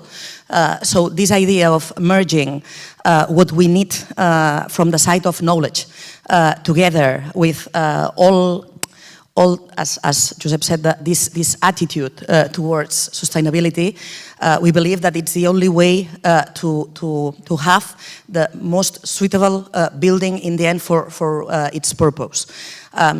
Furthermore, we also have research in architecture, and specifically interdisciplinary between architecture and energy efficiency in the sense of technology. We have developed several European projects in applying tools to gather information, public and private information, in order to try to help urban planners, to try to help even householders to improve their own houses. So from our point of view, it's part of our core. It's not, we cannot negotiate on that. So the joint between the research and this idea have to be absolutely together. Cool. I really like the concept of sustainable attitude. I'll remember this and use it in the future. But just tell us a bit more about the challenges that you're facing. I mean, this project is amazing. When you were talking, I got excited about seeing this building. I don't know when you're going to be finishing, but I like the idea of the wind cooling down by the leaves. But I'm assuming that these things takes time. It's like Rome wasn't built in 2 days. So tell us more about What is it taking? Like, what are the challenges that we're facing? Well, the challenges, and following more or less what I was explaining before, for us always the challenge is not only the physical sustainability, it's even the social sustainability. No? That means how to make the buildings accessible, for example. That is not easy, even the buildings that has been during the 90s, 80s, and previously. And the challenge obviously is how to adapt the buildings to the world that we have now. No? In fact, this is happening from the public administration. They're believing every time more in wooden construction that was unbelievable 5 or 10 years ago, for example. So, for example, I recently, 2 years ago, I built the first fire station made in wood, completely in wood in Spain, the first one. No?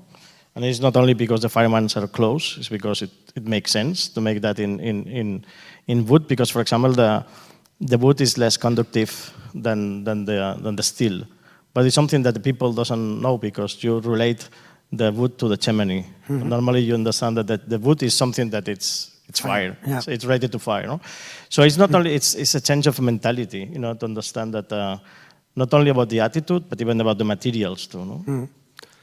So I'm going to switch to, I know I'm going to ask you, like, so all the challenges that we're talking about, like just this mentality and these materials, like how can public-private partnership can help with that? And also what is the Catalan government or ICAEN as the agency helping universities doing through all these projects? Well, I think that we have several challenges because I think that technical part, we know more or less where do we have to start. The PVD explain us efficiency first. We ought to act first in the facades. So then we'll need a less powerful installation, thermal installation, and we'll need less renewables. We have also the challenges of the financial challenges, because there's a lot of money to do a refurbishment, and I think that it's the answer. It's not, well, all will be with public money. It's no way. Nowadays we have the next generation funds, and there's a lot of money. And this money, it's not to, well, let's renovate all the park. No, this money is to indicate the private sector, that it means enterprises, but also citizens, where do we have to act? It's the direction towards we have to act. So it's a bit complicated, and we spoke about Tesco's before, and the relationship with the public, it's complicated because from the public sector we cannot, it's not easy to have long-term contracts. So we have short-term, you cannot compromise a long-term budget. So what happens? The first actions, they are to renovate the installations that we said it was not the first step. So, well, it's a bit complicated, but I think that if we see the private sector as a family, we can go to a bank and it's difficult, but you can get a loan to buy a new house, or it can be new or existing one. And I think that it's important that it's also possible to get loans, to pay step by step the refurbishment, the renovation of your own building, and it's necessary. And there's another thing about the financial part, that we always think about the return of the inversion, but we don't ask the return of the invention to buy a mobile or to buy a car or to renovate the kitchen of your house. But the isolation, as we don't see it, and we don't understand all the benefits that we'll have with this renovation, it's like, oof, it's too much money. Yes, it is, it is, but we expend money in other things and we don't ask for this return. And it comes to a relationship with another part that it's a big challenge, that I think that it's the biggest challenge that we have. And it's communication, because we are speaking about the decarbonization of all the buildings in 2050. And this is huge. And we are, all of us, are involved in this challenge. And well, we think that we have to think as a society, what does it mean if we don't act? Because we think it's a lot of money, but it will be more money if we don't act. Mm-hmm. Because the Mediterranean part is a very sensible part of Europe, and we are living now. Every day we have more extreme climate situations, and we have an increasing temperature, and it affects not only well, I think that it's difficult because we see the news, well, there will be an increase of 2 degrees, 4 degrees, and I think that it's another scale of our lives, because in one day we live 10 degrees of difference of this temperature. So it's difficult to understand what does it mean, this 2 degrees higher. But it must be explained that this affects to agriculture. Every degree that it increases, it will mean that we'll have less food for eating. We have to think about this diminution of the water that we'll have. And, well, we think about energy, and I'm from the Energy Institute, and the Catalan Energy Institute. But we have also to think about water. How much will it cost, the water, when we won't have it? We are talking about the Pyrenees and Olympic Games. There will be snow to do them. Well, correct. And the snow, it's very important because it gives us water for the rest of the year. So we have to act to mitigate this climate change and the other environmental impacts that we produce. But also we have to work for the resilience, and there will be this increasing of temperatures, so our buildings must be adapted for that. There's a project in Barcelona that it's to transform the schools, the ground patios. Patios, the playgrounds of the schools, to be climate refugees. It means that not everyone will have an air conditioning at home, so there will be a refugee to go there. If there's an increasing of temperatures, well, last week it was 35 degrees in May. So, well, we have a great challenge, all of us.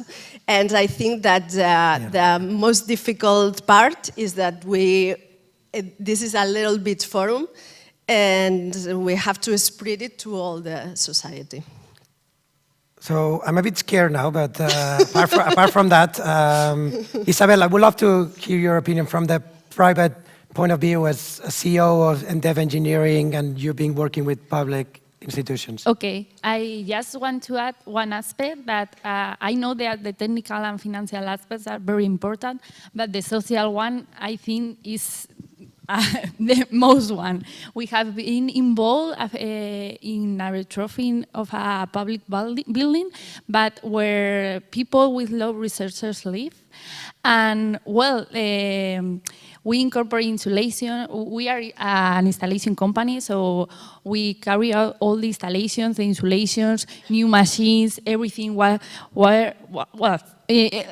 the best technology, okay? But then if they don't know how to use it, if they disconnect the devices, we have like very hard experience in that part. And I think that the social part, the education, we don't really have education to do or to know how the new machines or the new devices operate in our houses. And maybe if we go to a building with labs and many engineers, I think that it's going to work very well. But if we go to the rest of the society, and as you say, this is a problem of everyone. It's not like a few buildings. So I think that we have to work very hard in the social part. And also we found another challenge with the technical staff of the public entities. Okay, there are some people that they really want to improve and apply innovations, but there are also many people that they are a bit refused to do innovation in the public entity. So I think that this part also of education and training them just to promote this kind of innovation in their own buildings is a key point. Isabel, you're making my life so easy. I wanted to introduce Maria, but you just this question goes really immediately to Maria. It's true. There's a challenge. It's true, and I know it's not. I'm not talking this about you per se, but it's true that the public sector sometimes it's difficult to innovate. It's a big machinery. In Catalonia, the largest corporation is the hospital, the Institut Català de la Salut. So it's not easy. So how can public procurement of innovation, PPI, help public administration become more flexible, more innovative?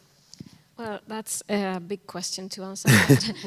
First of all, I agree with all that has been said, and to address the fact that the technical staff is sometimes very rigid and has a lot of constraints is something that I also share, that sometimes in the public procurement the procedure can be very can involve a lot of bureaucracy, and sometimes to introduce new ideas and new ways to do things, it's a bit complicated with the staff that it's used to do the things same as always, and so it's a bit complicated. It's a change of mind, and it's a change of mind not only for the private sector, but in the case of public procurement, for the public sector, it's a switch to not doing things business as usual, and that's a challenge.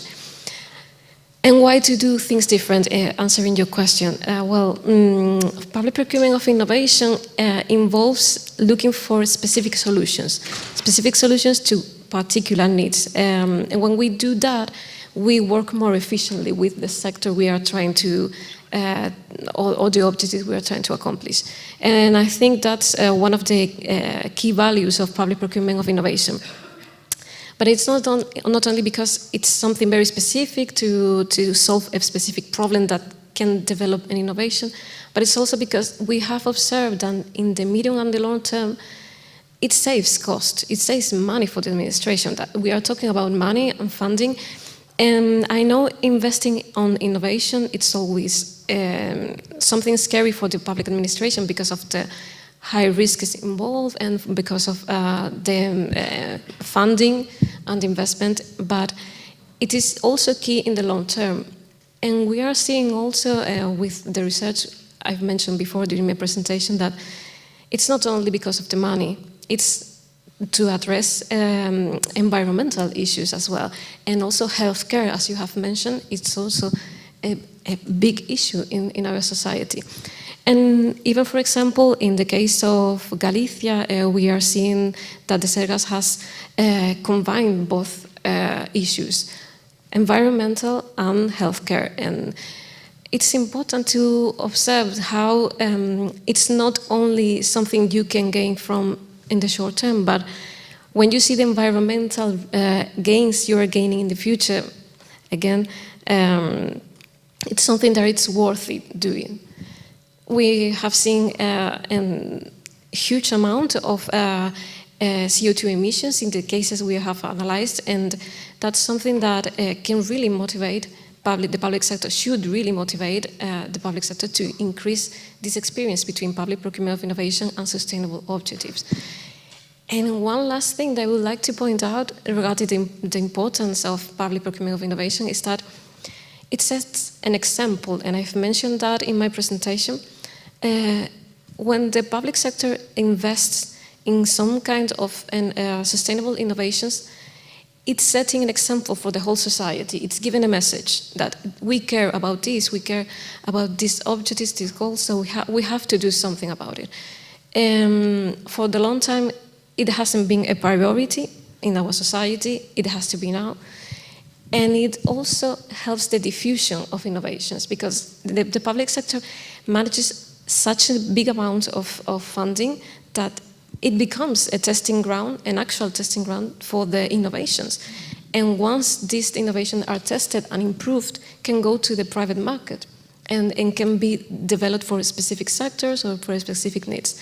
So I think it offers a wide range of opportunities. Of course, it has its issues and barriers, but I think it's a very useful tool, and we have seen it in the healthcare system, and we are starting to see this now in the environmental issues. So I hope it will be something that we will use more in the future. I hope I have answered your question. Yeah. So, yeah, Josep, you want to... Well, just following with the conversation, no? I agree with Maria that when public administration is asking or demanding something about energy efficiency, it's an example for all the society. In fact, almost all the architectural competitions now, they demand for some kind of data when you present the project. It's not only evaluated from aesthetic point of view. You have always a demand of data that I think that's really important, something that Switzerland was doing some decades ago, no? But now the public administration, at least more here in Catalonia than the rest of Spain, is asking a lot about these kind of things. No? What Isabel was talking about, the culture of the society, I think is something that we should recuperate. Not only that we should learn as a society, it's something that we should recuperate, because we had our grandparents, for example, they were opening the louvers, opening the windows, closing the louvers, opening the windows. So they were interacting with the house as a piece of clothes. It's amazing. And they were understanding that if you open the windows but you close the shutters, but you open a little bit in order that in summer it's passing through the wind, no? And then you understand that this place is cooler. No? And I think that this kind of vernacular and tradition is something that we should recuperate with the new technologies, but it's something that, in fact, what we should recuperate is this kind of wise conditions, no? That they had, that we have lost that because we are in the technology era, and we know that making click, everything is solved. And then making click, what we're making, every time that we make click, we're losing one neuron. Okay? And this is what is happening. This is what is happening. Going in this kind of vernacular condition, for example, to the water, no? I don't know if you've been in Mendoza, in Argentina. Somebody has been in Mendoza. Amazing city, no? It's the symmetric one from Santiago de Chile. It's in Argentina, close to the Andes. And centuries ago, the former inhabitants of that place, in a desert, they decided to make a city that in fact is an irrigation system. Every sidewalk has an irrigation, so like a canal next to the sidewalk. So you have the sidewalk, the canal, and the street. The canal, the sidewalk, okay? All the streets, and amazing. And they use the water coming from the snow, from the ice from the Andes. And it's beautiful. It's beautiful because, not only because this is becoming some kind of oasis, and it's plenty of trees in a place that is a desert, in fact, no? It's because apart of that, you have a lot of agricultural system. It's because you're walking on the street and you are listening constantly, no? Like when you are in the Alhambra, no? You're listening constantly the water passing through, and you understand that the music is different in spring, summer, or winter, no? Because it's faster or slower, and everything is really intelligent and wise, no? And I think that this is related to understand. I think that I always use this phrase, no? But it's this sculpture that this artist called Oteiza. Everybody knows Oteiza, no? And he was always talking that the art is something that is, or the artist has to work like these people, the rowers in Venice. You know the rowers in Venice. that they go forward looking back. And I think that we should work in that way. The only way to improve is to go forward looking back. You make me feel better because I studied history, so maybe history will be the next big thing, and everyone should study history so we'll learn more from the past. Go, feel better. Yeah. Also, following what Isabel said, I feel that most of us somehow have been talking about knowledge from different points of view, and of course from university. I mean, we have to interpel for that issue. And as it seems, as Josep said, that maybe society has somehow lost a little bit of knowledge about how to interact with our own environment, indoor and outdoor. I mean, everywhere.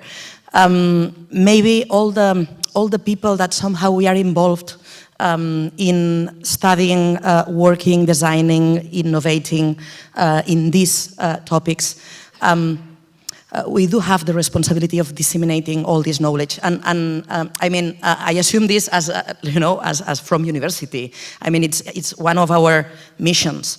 And but it's not only a matter of data. We can measure lots of things, and we can show lots of things, and maybe in the best situation we can appear in the news once. But this does not really help changing the culture.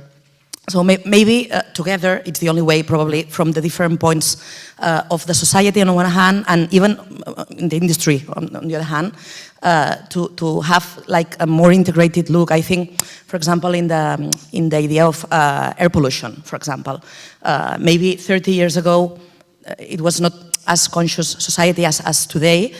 Of course, it's not everybody, it's never everybody, but of course here in Barcelona we know that lots of people go to work by bike, for example, and maybe 30 years ago it was not possible. So this, we know it's a slow change, but we have to do it. I mean, not doing it, it's much worse. So I somehow would like to highlight this idea of we have to explain it. We have to be really stubborn on that. So, I know, sorry to put you on the spot, but how can we here, like businesses, universities, help you, like the public sector? How can just the public sector lead this? We identify that the social aspect is probably the key, or if not the most important, the most. How can we work together, probably led by the public sector? Well, I think that this is an example. We have explained a lot of European projects that put together in the same table the public sector, the private sector, and universities. And I think that they are a really good change. It's an opportunity to be together and to propose solutions. And I think that all the stakeholders in these projects are important because, for example, we are in this European project that I said before about time pack. Well, it's very important that the public enterprise that manages the energy performance certificates in Catalonia is there because it can be implemented. So I think that they are a very good opportunity for all of us. And Isabel, as the president of SOLARTYS, how can business associations, clusters like us help with that? What's the role that we can play in this challenge that we all face? Well, in SOLARTYS, I think that is the place where the public entities, the companies, the universities, we can be together and work together like in a safe place. The clusters try the best for all the parts, so I think it's the place to cooperate, and it's like a very good kind of entity to start working with innovation and in energy and in all the topics. And also, I think the communication is also a key point for the clusters because they can achieve a lot of stakeholders from different parts, and I think that they have like the mission as the university just to promote this change. And well, lastly, I just want to add, not about SOLARTYS, about what they have said, that it's true that we have lost like some culture of how to operate our houses. But for me, for the last 10 years, it has been like very strange to see how, I don't know, everyone is recycling the paper, for example, or the plastics, and we have like a new culture in this kind of waste, or to trade the waste. But I keep explaining the electricity invoice to all the people. So for me, it has been like very hard to see we are losing this part of the culture in our houses, to how to operate them, and the energy part, and we are not going like, I don't see like a big improvement in this. And in other areas like the water, for my children, they always close the tap. They don't, I don't know. And when I was a child, I don't have that feeling. But in the energy part, we are going very slow from my point of view. Maria, I want to ask you a question. Like, I'm a big believer on public procurement of innovation.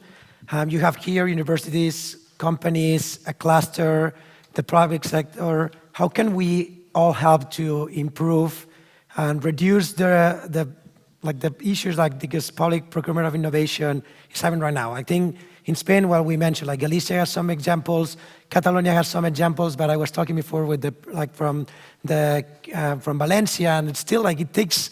It's not going as fast as probably we all would love to see it growing. Like, what can we do all together? Because sometimes we just blame the public administration. So I know I want to kind of like reduce the pain for you for a second. Like, what can we do all here to make it grow?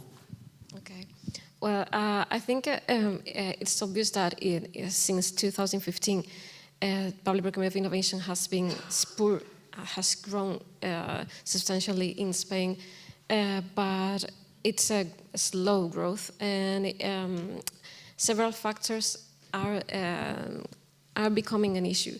And one of them is sometimes the lack of communication, because sometimes there is will from the public sector and will from the private sector, but the communication, that part, it's the part that needs to be improved. Sometimes they need to see it on a table. That's why the dialogue procedure, the competitive dialogue is a key procedure nowadays. It also has its issues. Nothing is perfect, obviously, but in my opinion, and what I have seen during the research during these years is that communication and trust are some special issues, because if we don't trust the private sector, or the private sector doesn't trust the public sector, there is no way it's going to happen. The association is not going to happen. And I think from the public sector now there has been some changes, and they have been more communicative a little bit. And I think the private sector has seen the examples and is becoming more interested. So I think from both sides that have the experience, they should promote it, they should talk about it, do things like that, like this event, for example, but to promote what they have done. And that's complicated sometimes because, and I understand, from the private sector, they say, well, I have my keys to open this door, and I don't want everybody to have them. But we can collaborate, and sometimes you can be even bigger if you cooperate. That's something that we have to introduce in our system, that cooperation makes us bigger. It doesn't really decrease you so much that you have to fear it. And that's the things that I think are most important in these cases.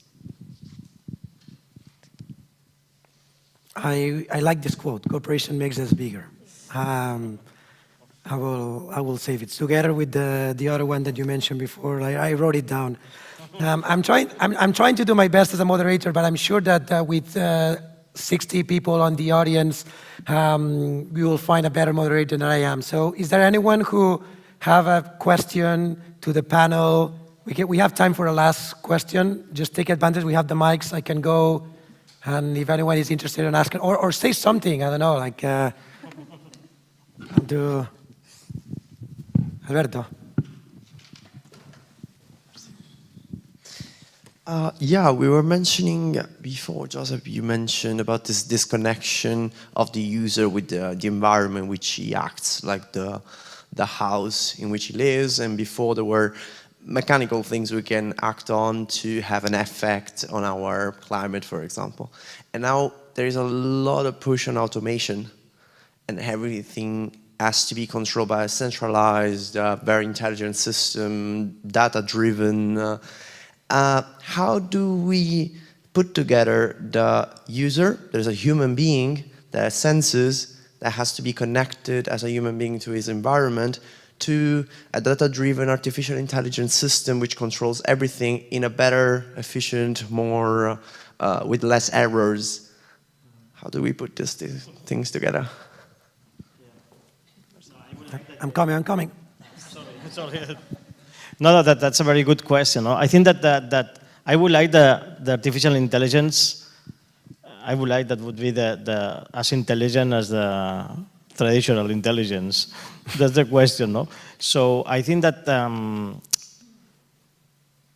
so I think obviously it's important the artificial intelligence and all the things that we will come, no, in the future and in the present, no.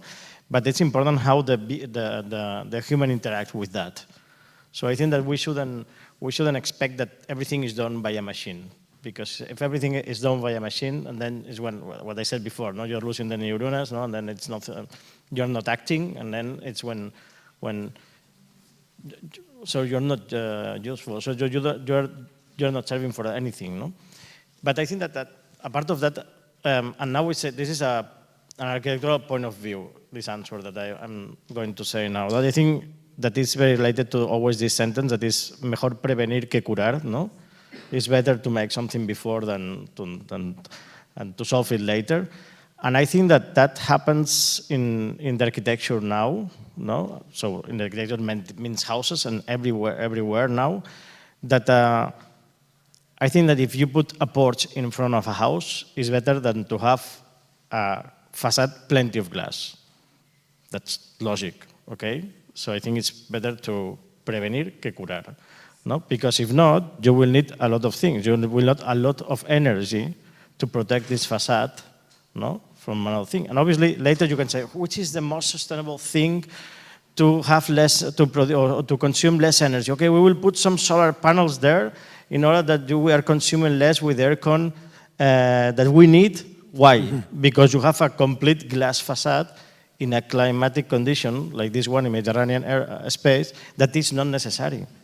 So the question is that normally now we're constantly thinking in the solutions instead of thinking back in how to avoid to think in the solutions.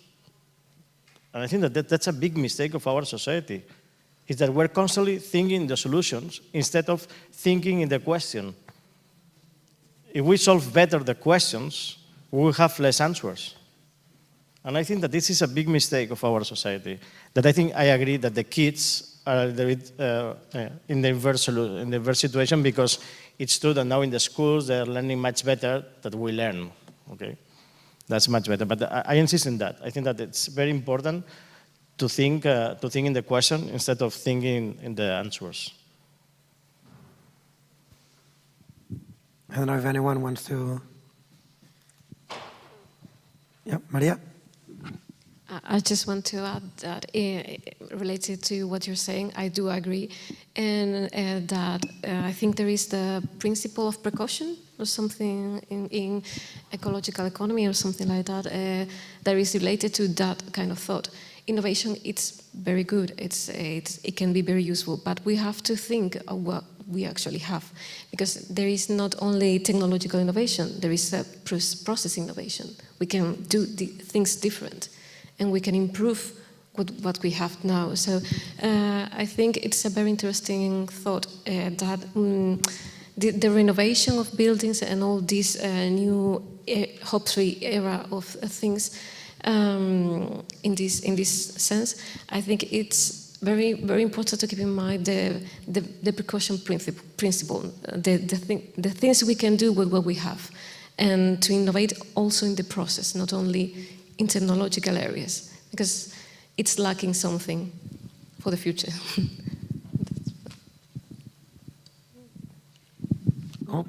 So, let me go. Yeah, go ahead. No, and it's logic. Sometimes you go to travel, for example, to Switzerland, not to go back again to Switzerland, no? And then you arrive to Switzerland, and all the buildings or houses are like boxes, no? And I will say that they are boxes, no? That like the houses are like the Swiss, no? Like boxes, no? Very rigid and no, it's not true. It's not because of that. It's not a question of attitude. It's a question that the most expensive part in a building in Switzerland is the facade, because you need 4 times more insulation than the ones that we need here. So and it's logic. When you're cold, what you make? This. Okay? But this is what the architecture in Switzerland makes. This. No? So and then it's not a question of aesthetic thing. It's a question of intelligence again. It's a question, if this is the most expensive part because you need a thick facade and it's cold, what is logic is to have as less facade as possible. Okay?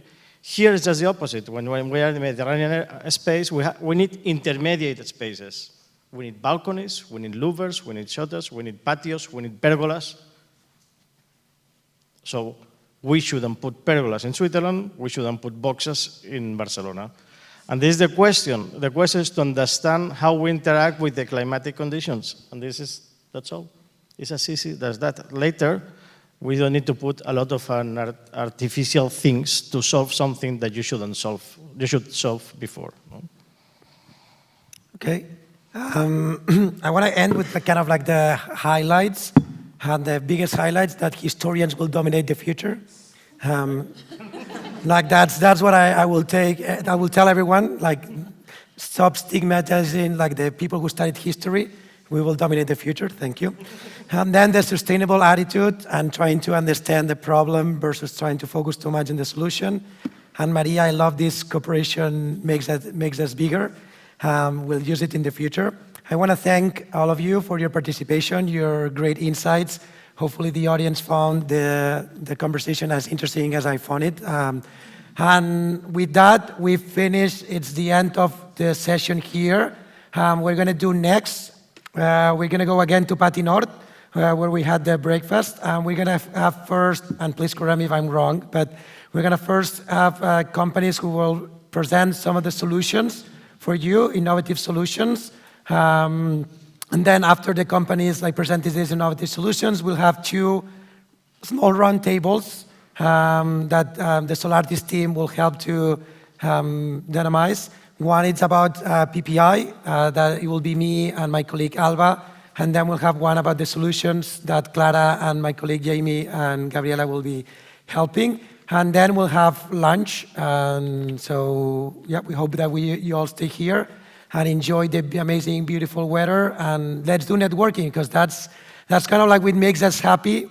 This event probably would have been very difficult 3-4 months ago. If we would have done it, we probably have been with masks and social distance and all this, but now we can be outside, we can talk to each other, we can just get to spend time, share experiences, enjoy this. We haven't had, in the last 2 years, it has been very difficult to share experiences in person.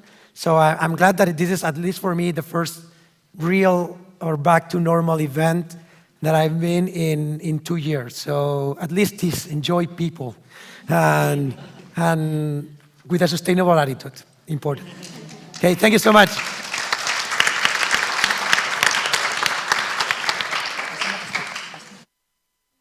There's already in my kitchen.